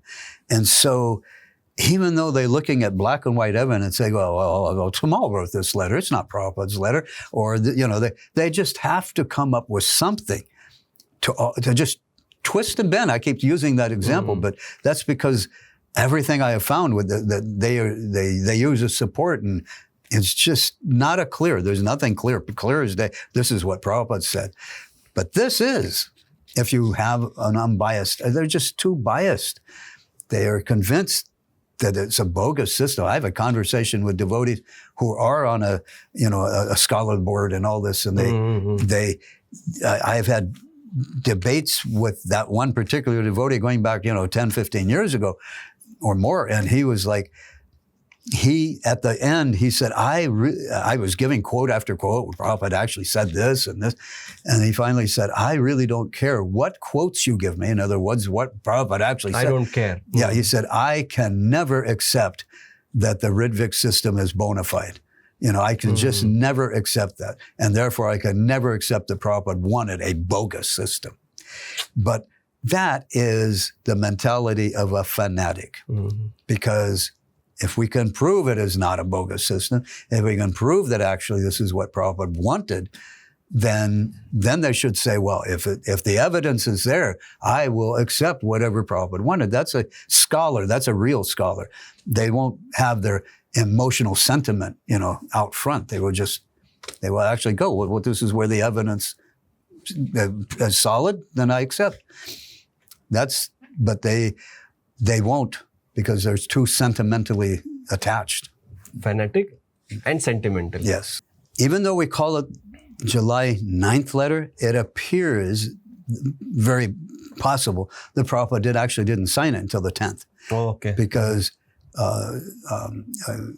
and at the evening of the 9th, Tamal had ran into Yashodananda, and then Tamal told him he's going back into Prabhupada's room. And when it's finalized, meaning there was multiple meetings to get it finalized the way Prabhupada wanted it. So when it was finalized, when Prabhupada approves the final copy and he signs it, then he said he will show it to Yashodananda. But it was on the 10th that he came out with the signed letter. So that is a little bit speculation, but this is the evidence we have to go by. It may very possibly be that it got late. He went in at like 4:30 in the afternoon and met with Srila Prabhupada. And by the time he came out and typed it up and put the date of July 9th, it may have been too late to go back into Prabhupada until the next morning when Prabhupada was awake or whatever. So that's when he signed it. A letter from Hamsadutta to Tamala Krishna Maharaj. I think that's the letter where Prabhupada told him that you become Ritvik, remain fixed or become Ritviks. Another letter apart from July 9th letter where Prabhupada directly tells about be Ritvik. Yeah, these are follow-up letters. It was actually that Prabhupada had written the July 9th letter, letting him know that it was going to be coming. He'll get a copy. Yes. And that Prabhupada told him to remain or become Ritvik. That he didn't say, become fixed up to be actual guru, which would have been the most important aspect if he wanted them to be guru. Basically, many other letters where Prabhupada reinstates, reiterating that they are to be Ritvik and never mentions they'll be actual gurus. Many letters after July 9th letter. July 19th letter, again Prabhupada continues to say, become Ritvik, act like a Ritvik. And July 21st, 1977, Rameshwara Prabhu sends copy of July 9th letter to GBCs. Yes. And all the TPs. It is addressed to all GBCs and TPs. With the actual July 9th letter is. But here he was just sending it first to the GBC members. He does mention in that letter that he will be sending it to the temple presidents. But and we don't have evidence that he actually did to at least all of them. But what is interesting about the letter he sent to the GBC, because he gave us a cover letter, what he's sending, what this is, and he mentioned that this is a list that Prabhupada gave of Ritviks who will initiate on Prabhupada's behalf. He never mentioned they will be actual gurus, even in that letter to the GBC. So my point on that is that they didn't come to that understanding, not a realization, but that misunderstanding until a little bit after this. Because he was still, even amongst the GBC, saying, this is a list of Ritviks. He wasn't saying a list of Although gurus. Satswarup Maharaj mentioned in the minutes of meeting, that is, they'll become gurus after his disappearance. But the general understanding among GBCs was that they'll act as Ritviks. That was the general understanding. Is that right, Prabhu? What I'm trying to get at point is that when the July 9th letter first came out, they understood it the way we understand it. It's a letter of Ritviks, because that's all it says. And even Tamal was saying that and told the other members and told the other, like Jasodanandan and things. So that's their understanding of it at that time, even to almost the end of July. Rameshwar was saying in his letter to GBC, this is a list of Ritviks. It was later that I'm a little bit speculating, but that they must have went back to that GBC report and said, wait a minute, Prabhupada said he's soon to select men who are going to actually be regular gurus, and here's a list of men he selected. Because it was later that then they started declaring these are a list of gurus, you know. So originally they didn't even mention that. They didn't have that understanding. Later they combined, oh, wait a minute, Prabhupada said it's a list of gurus, you know. Because they had a plans and thought process to become gurus. But they thought they were doing what Prabhupada wanted. I will give when I prayed to Prabhupada, I came to the realization that most of the GBC members were innocent. They did thought, because that's the report they were given. They didn't have any other information to go on. Prabhupada said he would soon select men. There'll be, regular gurus on his disappearance. So they combined that with the July 9th letter and came up with that understanding. But like I keep saying, it's not based on anything black and white. Prabhupada didn't say he's going to select men who will be regular gurus on his disappearance. The whole basis is misleading. They were misled. But they thought it was right. They thought that's what Prabhupada wanted. So they were they were putting that system in place. I wouldn't say totally knowingly that it was wrong. I think most of them were just sincere. They thought that's what Prabhupada wanted. But they were driven by their desire to want to be gurus. And so they were driven by that. This has to be then what Prabhupada wanted. Chapter 7, August 1977 to end of 1977. What happened in this period of time, bro? Yeah, what I mentioned in my personal story was about Rameshwar coming and telling us not to go to India to Vrindavan. It's reiterated here. And I repeat it here because when I was telling my personal story in the first part, I was telling it from my personal experience, what I knew of it, how it affected me personally and all that. Here I'm giving, on the chronological section, I'm giving the actual evidence of when it took place, and how we documented. They documented proof of this took place. So that's part is covered here. Yeah. So okay. And there was a letter, I think, that Rameshwar sent out. What it is that the Hari Sari had sent telegram to Rameshwar saying that, that it was a very bad situation, that they're practically in Prabhupada's last days. They're offending Srila Prabhupada by telling devotees not to come, that Prabhupada had stopped eating. He had become resigned to just leaving. The devotees hadn't come. I mean, so that Prabhupada affected Prabhupada personally very much what they did. And I mean, it's unbelievable what they did.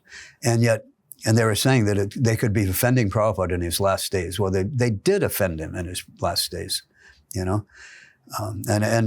so Rameshwar then sent out a letter to the temple presidents telling them that every temple should send 1 to 2 devotees each month to go see Srila Prabhupada. When Prabhupada requested all his disciples to come to be by his side because he wanted to see everyone before he leaves. And he also mentioned that if all the devotees come, it could restore his health. And then nobody comes. So Rameshwar then, to make up for it, says, oh, well, every temple sent out 1 or 2 people once a month. It would take them years to all the devotees to go. And it was just the more senior devotees, you know. Not even what Prabhupada still asked for. Still changing what Prabhupada actually asked or wanted. So, and it was really very much affected Srila Prabhupada in these last days. Chapter 8, March 1978, the start of multi-guru system, Zonal Acharya. Yeah. What is mentioned? What happens there? Well, in Los Angeles, we heard rumors that those 11, men, there was a list of 11 men, and they will become, the next Acharyas. But for me personally, I couldn't, it was just so, because I knew they had just lied to us. Rameshwar just told me the whole story. And I knew they just lied to us on Prabhupada's name. They just offended Prabhupada. How could this happen? It didn't make sense. For me especially, but for a lot of my God brothers, we knew these men. We knew their qualities. We knew we had personal dealings with them. We knew they're not pure devotees. They may have done a lot of service for Prabhupada. I mean, they did do a lot of service. The Prabhupada was indebted to them for that. The Rameshwar sold out to book distribution. There was no doubt about that. But they did offend him, and that I knew that. So, they get credit for what they did good, but they should also, they have to get the blame for what offenses they made. The GBC came out with this paper, official paper. Foundational paper of GBC. Yeah, that 1978. Now, officially, these are the 11 new acharyas that Prabhupada had appointed. And they, very beginning, they said that they wrote this paper in consultation with higher authority. Who is the higher authority in ISKCON over the GBC? Prabhupada made them the ultimate manager. Who's the higher authority? I mean, I saw that. Other devotees saw it, like they didn't tell us who the higher authority was. But as I had said, when they tried to start the system, they couldn't figure out what to do, and they went to Sridhar. That 1978 paper is not based on practically anything Srila Prabhupada said. Nothing, not his instructions at all. It was based on what Sridhar was telling them. And I'm saying that Sridhar was given bad information. So, he was told Prabhupada appointed them guru. So he's trying to figure out, he even said that, normally a guru needs his own ashram, there shouldn't have been 11. He thought that was a mistake. Prabhupada selected more than one. I mean, there was so many things but what they wrote here was based on Sridhar. Jayapataka asked, the idea before Prabhupada left, we all understood that an initiating guru has to be a pure devotee, a Maha Bhagavat. We understood that. It's in Prabhupada's books. That was, frankly, everybody's understanding. And so they thought that because Prabhupada, named them to be gurus, that's what they believed, that they thought they must be then pure devotees. Prabhupada recognized them as pure devotees. They are Mahabhagavats. So Jayapataka's question was, Prabhupada only recognized 11 out of members of the GBC. Should those Mahabhagavats, or I don't know if they use that word, but the most elevated devotees be taking guidance from the less advanced devotees, the other GBC members that Prabhupada didn't select? And Sridhar laughed at it. There's recordings. I mean, this is recorded. There's a transcript, and there actually is recordings. And it was a laughable situation. But then he was saying that the gurus, GBCs, the GBCs who are gurus should have formed their own higher GBC committee, Guru GBCs, and they should then guide the other non-Guru GBC. Changing Prabhupada's system. Prabhupada never said that, changing what Prabhupada wanted. But it was just that they told him this is the situation. It was a laughable situation. He didn't know what to do about it. He did give advice he thought was the best to deal with that. But they didn't quite do that. But then he did say that all the GBC should become gurus, and they should be the gurus of their zone. And that gave birth to the zonal acharya system that was based on, that type of understanding from, that advice given by Sridhar. Breaker. Instead of them naming every GBC a guru, they just said, well, then these 11 will be zonal acharyas, the guru of their zones and the other zones that don't have a guru, So. In the 9th chapter, you discuss about early opposition of the new gurus and the first fall downs of those few gurus, 1978 to 1980s. Briefly, if you can touch it, bro. And one was Pradyumna Prabhu, who was, Prabhupada called him Panditji. Prabhupada was very fond of him. He traveled constantly with Srila Prabhupada. He was the Sanskrit scholar, and he would perform the fire, but he was a Sanskrit scholar. And Prabhupada always called him Panditji. So he had authorized him, only him, that after he leaves, he can finish the Srimad Bhagavatam, the translation of the Srimad Bhagavatams. He only authorized him.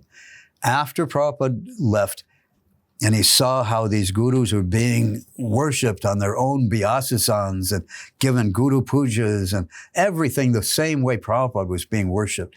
Now they were accepting that level of worship. He wrote a letter, a respectful letter to Satsvarup, stating that Prabhupada never named him to be Acharya. Now, he put a distinction between the word Acharya and Guru. Prabhupada, most commonly, they're the same, Guru and Acharya. Acharya sets by example, but the Guru is the spiritual master. They're both spiritual master.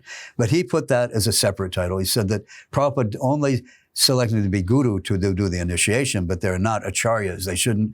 So almost Ritvik, but he didn't know about the Ritvik. He was basing it on what he heard and what he understood. So he was saying at that time, that Prabhupada did not want them to be Acharyas. And they are accepting worship they're not qualified for. And he warned that they will fall down because of that. And so he asked, at the end of the letter, he said that he's kindly waiting Satsvarup's reply. Satsvarup's kind reply was he went to the GBC and they expelled Pradyumna, Prabhupada's very affectionate, disciple, expelled him from ISKCON, kicked him out, just because he warned them they are not actually acharyas. They looked at that this is guru aparad, because now we're gurus, and how dare he say we're not qualified? How dare he say we're not acharyas? Prabhupada just selected us to be acharyas. It was in their head. It went to their head. No, nothing in writing, no verbal recorded statement. Prabhupada said these men are to be gurus. And it went to their head. And they were kicking out devotees who challenged them. Later you mentioned that in the 10th chapter, about 1980s, June, Jadurani Mataji getting beaten up. Yeah. And I know I have that in the book, and I will just have to say I can't remember right off the top of my head the actual details, but she was the wife of Satsvarup before he took sannyas. So they were married. She had a lot of association with him, obviously. And in one class, she did mention how he is not qualified. He is not qualified to actually be a guru. And so devotees, I think some of them may have been, his disciples, some may have been disciples of other gurus, I don't know. But Matajis attacked her, beat her, kicked her on the ground. Face was bleeding. They were pulling her hair. They were trying to tear her clothing off. Her clothing, her blouse was covered in her blood from them kicking her on the ground. And she's a senior Prabhupada disciple.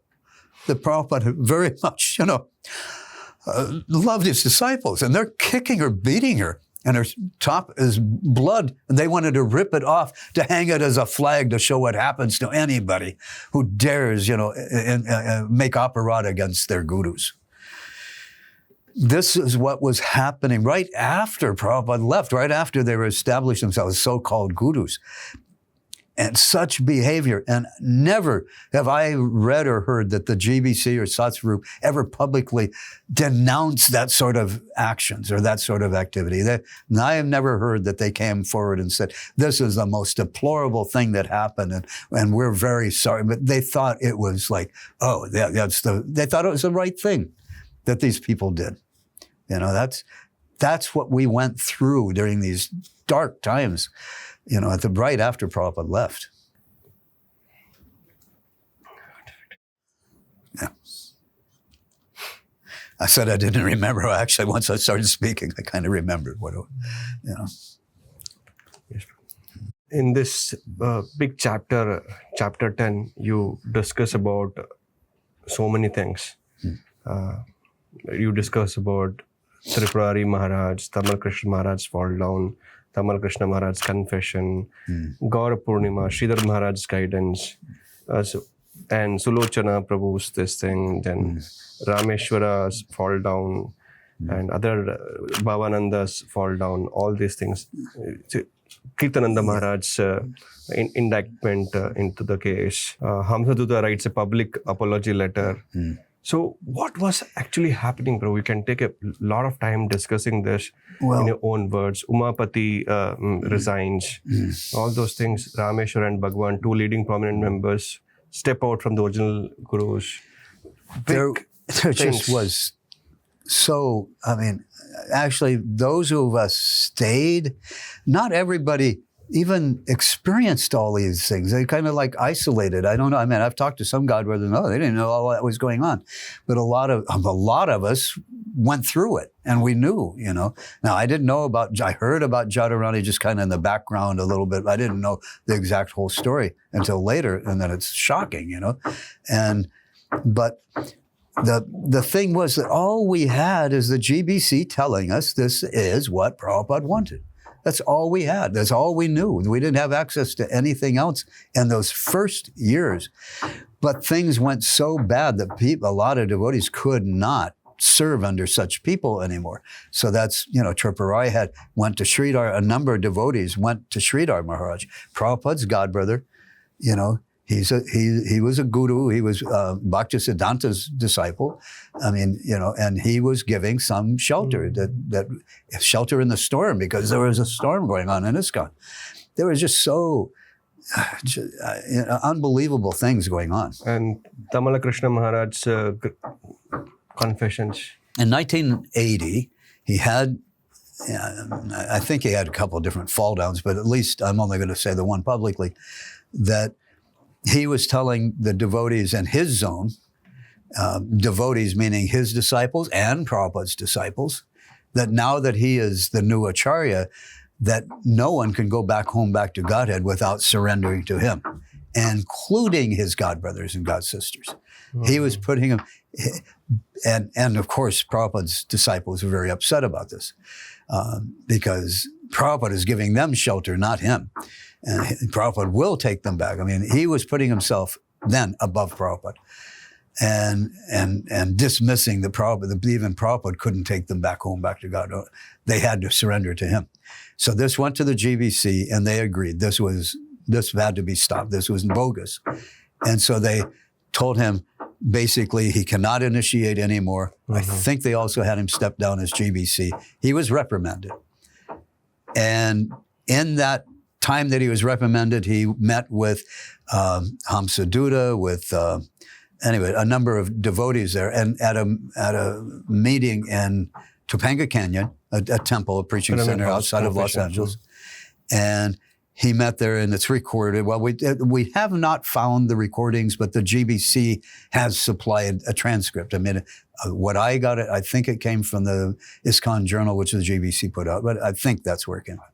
But there is a transcript of that meeting, and in that meeting, he said that he apologized that he and the GBC had done ISKCON the biggest disservice, that Prabhupada never ordered any of them to be guru. He just, appointed them to be Ritviks, and that's all. Then later he flip-flops in 1981. Yeah, later he flip-flops. Why do you think he again went back? Right after he made that statement, because the GBC had banned him from initiating. He felt now he wanted to be guru so bad. Now he's been chastised and he's no longer guru. I think he thought it's time to tell the truth. Prabhupada didn't want this. I think he was actually thinking, if I can't be guru, nobody else should be guru. It's time to tell the truth. But then after he said that, the GBC had another emergency meeting. Okay. And all of a sudden he was restated as a guru. And then he denied all these things. So he flopped. Whatever was, best for him and his position. I mean, that's how a number of us saw that. July 10th, the letter was signed by Prabhupada. Then what happened later? Tamal immediately went and took it to the other GBC to show them. And he told the GBC members verbally that Prabhupada had said, after he signed it, he told the GBC that you can add to the GBC can add to this list. And that's what Prabhupada told verbally. And what is that list? It's clearly a list of Ritvik representatives. But in the 1978 paper that the GBC came out with in 1978 said that Srila Prabhupada had said in that letter the same thing he said May 28th, that these men, he would nominate men who will be Ritvik while he's present and actual gurus when he departs, which is obviously not what he said either time. But then they said that Prabhupada said that they could add to the number of gurus. They didn't say Ritviks. And it's on that basis only that the GBC and ISKCON have been nominating additional gurus since what they said the first 11 were supposed to be gurus. Ever since then, they have used that as their basis, as their evidence that Prabhupada told them they could. But he never said they could add to gurus. But they are saying, well, this is a list of gurus. Not because that's what Prabhupada said, because what their faulty GBC report said. So it all goes back to that GBC report, that it was misled the entire GBC and the entire mission, because Prabhupada never, there's no hard evidence. Prabhupada said these 11 men are to be actual gurus on my disappearance. Then there's no hard evidence that Prabhupada said, I authorize the GBC to authorize additional gurus when I'm no longer present. It's just a verbal instruction that everyone, the GBC admit that that's all that Tamal said that Prabhupada said, that they could add to that list. And it's a list of Ritviks, not gurus. So there's nothing that they have as far as hard evidence that proves that their system is what Prabhupada wanted. It's all based on manipulating, on bending, twisting Prabhupada's actual words into supporting what they want and what they thought he wanted. Tamala Krishna Maharaj confesses. Then later on, Jai Tirtha continues to have problem and he eventually falls down. Jai Tirtha was having problems going back into the early 80s. And they didn't tell us. They had emergency meetings. I was in LA when the GBC showed up, and we understood it was about Jai Tirtha, but nobody knew what was going on in Prabhupada disciples. So they kept that away from us. They wanted to keep it away from his disciples, that he was having fall downs. And they kept trying to reprimand him, and he kept falling down. So finally, they advised him to go to Sridhar to see if Sridhar can help you. And those elements are mentioned here. Yeah, and he did go there, and he did claim that he helped him. I don't know if I have other chapters on that.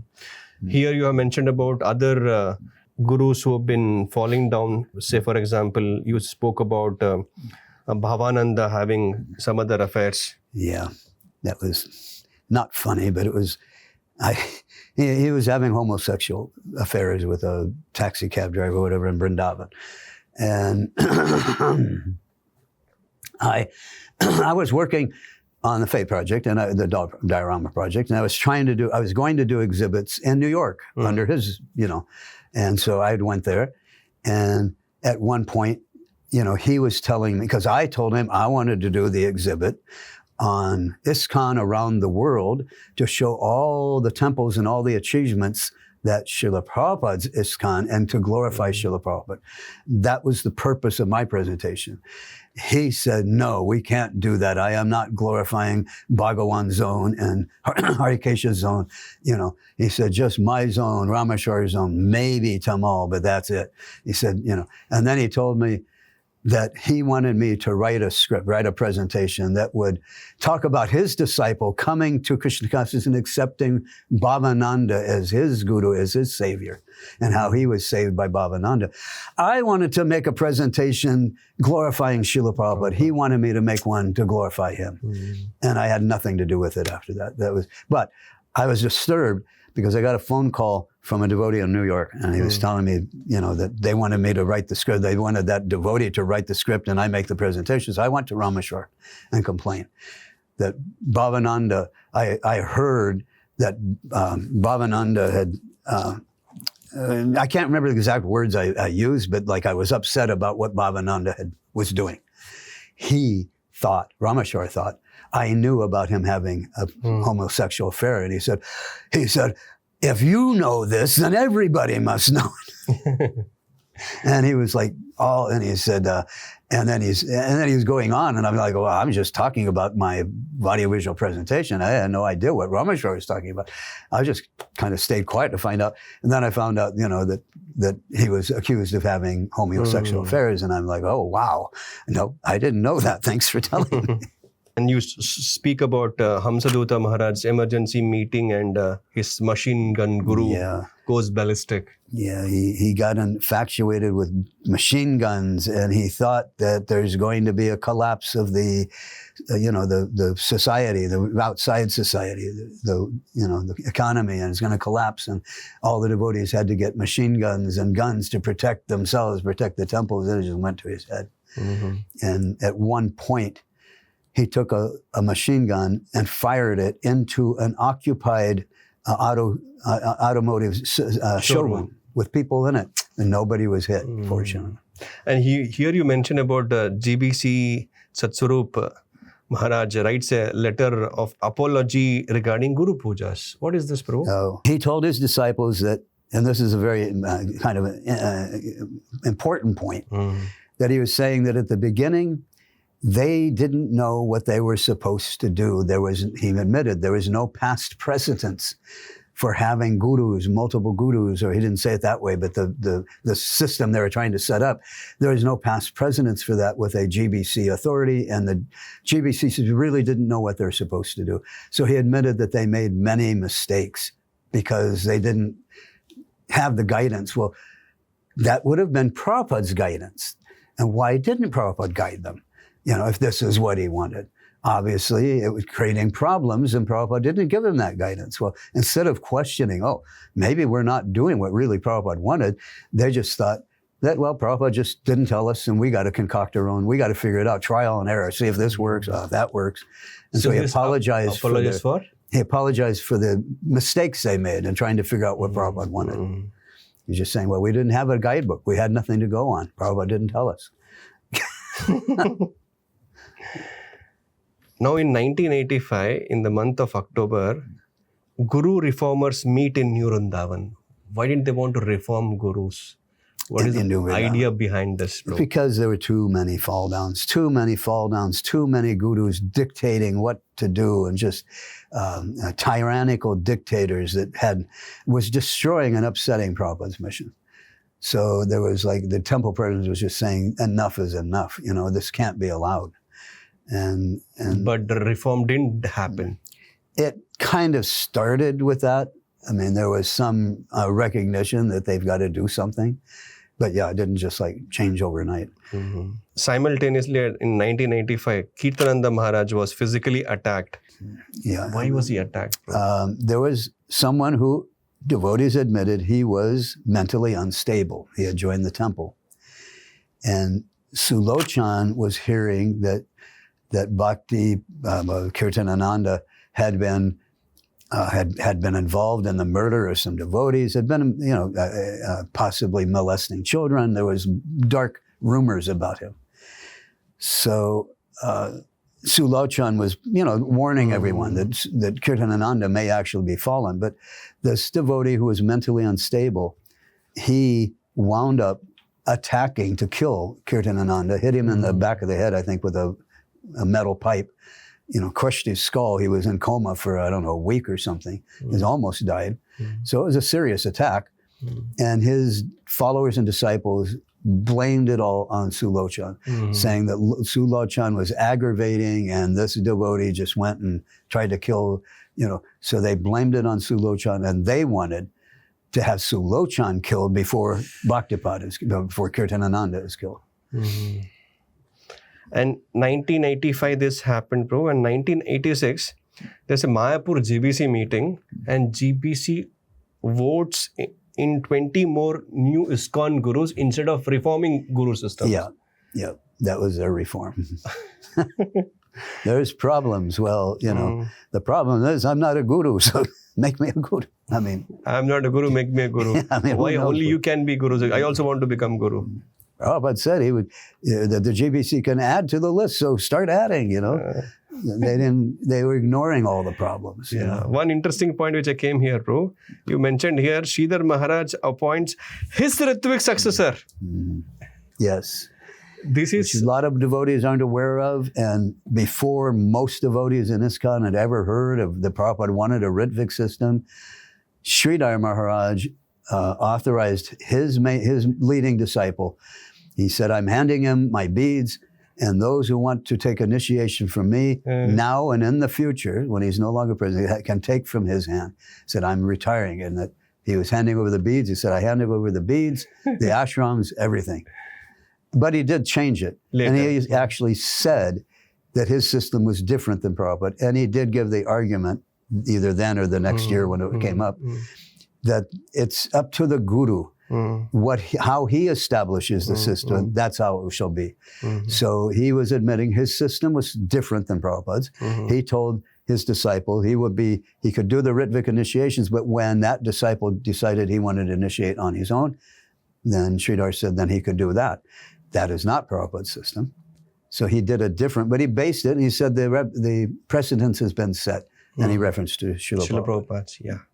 So later on,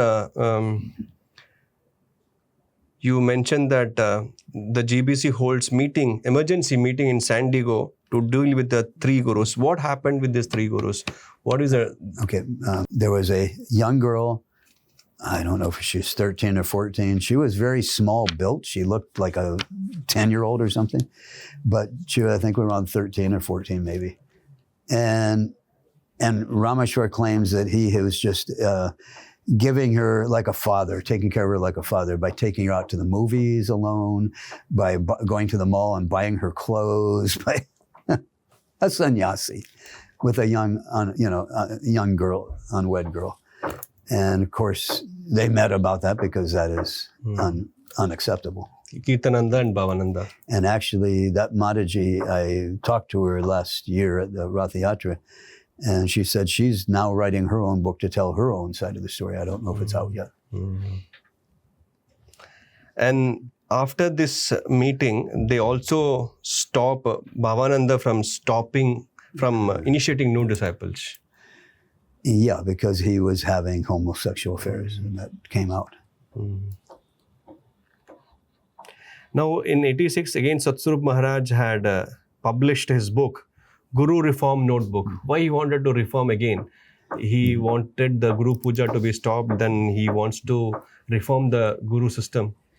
I mean, he admits that they were giving the wrong guidance and that he was accepting worship way beyond what he was qualified to receive. Something that Pradyumna had, told him years before, and he just kicked him right out of ISKCON, expelled him for that. Years later, they started to realize that Pradyumna was actually right. And in, I think, 99, they tried to, write him a letter and apologize. But anyway, we'll maybe come to that. After having all these things, they didn't realize that they have done a mistake and they didn't want to go back to the original directive of which Prabhupada gave them. Yeah. I really, really feel it was that misleading GBC report. That's what they were settling on. That's what they had based their system on back in 77, and that's what they kept referring back to. It seems that way. Yeah. So here you speak about Narayan Maharaj. What is the role of Narayan Maharaj? Some of the GBC members, gurus, they were seeking spiritual shelter with Narayan Maharaj. What is that, Prabhu? I don't think I explained what happened with Jayatirtha when he left. But Narayan Maharaj is kind of put up as the next guru to take shelter of, and the next one to take guidance from. It's our understanding, Prabhupada only said that they can approach Narayan Maharaj for advice on how to perform the final rites for Srila Prabhupada. And he was in Vrindavan, so he told, but for philosophical questions, they can go to Sridhar in Mayapur. But then when Sridhar was on a bad footing in ISKCON, then a lot of the GBC turned to Narayan Maharaj. And it's my view that they actually boasted him up to a level that, and it got to his head as well. That's my view. Yes. And you speak about Umapati Maharaj from New Vrindavan awards Sannyasa to Tirtha, who was in prison for murder of Sulochana. Yeah. Only a year after Sulochana is murdered. So so that Tirtha was the one who was paid to murder Sulochan. We aren't sure, but the money did come from New Vrindavan. We're not sure what hands it went through. The FBI could not make a conclusive decision to indict him. But the money did come from New Vrindavan. And there are devotees who have stepped up and told us that it passed through Radhanath's hands. But I know that might, anyway, that's what I've heard. It's a somewhat unsubstantial rumor, but a lot of devotees had said that were there at the time. So this Umapati gives a sannyas to the devotee who murdered Sulochan. They were rewarding him for killing Sulochan because they thought his literature is against the pure devotees, the gurus. And they just were totally misled, thinking that these men are actual pure devotees, and anybody who says anything against it, they're offenders. They should be quieted. They should be shut down and eliminated. And Jayatirtha Maharaj was decapitated. And because of what he had an affair and gave a child to one of his disciples, and then female disciple, and then he told the husband of that disciple, now I have given you such a wonderful gift. I've gotten your wife pregnant. Now you raise my child for me. It set that disciple crazy. And he wound up calling Jayatirtha to an alley, and he wound up beheading him. Vedic Village Revive. What is that, bro? That was started by Rupa Vilas and Nityananda. I think Yashodanandan was involved. And they were putting out as much as they can, promoting the July 9th letter, promoting that that Prabhupada did not want the Guru system the GBC were following. They were not successful in doing so, bro? Semi, because a lot of devotees, changed their opinion from what they were saying, but it didn't change the GBC. They opposed the whole thing strongly, took strong, measures against it. And finally, for Sulochana's murder, Kirtananda was implicated in the murder. He was put behind bars. Kirtananda? Yeah. There was an investigation. He was indicted for, I can't remember the exact legal term, for aiding and abetting or something. It wasn't exactly, they accused him of actually ordering the murder, but he was involved. And that was part of their, at least him and Chakradarya, another. This is a very important thing which I want to ask you, Prabhu. 1993, September, Hamsaduta Maharaj writes a public apology letter. Why did he write this? What is because he realized that the system that he and the GBC were following was not what Srila Prabhupada wanted. And he accepted that Prabhupada wanted them to be Ritviks. And so he wrote that apology letter to his disciples and to basically the rest of the movement.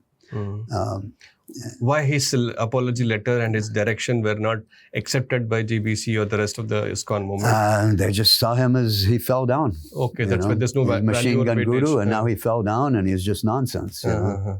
Now, very important point I want to discuss here, Prabhu. 96 Krishnakant Desai authors the final order. Many of them accuse that the Ritvik proponents took his book as the Bhagavad Gita for their continuation of Ritvik theory. But actually before that also, it was Prabhupada's words, and many other disciples of Prabhupada have been very vocal about that. So what is this, Prabhu? Well, I personally, it's quite an in-depth book. So many things I quote.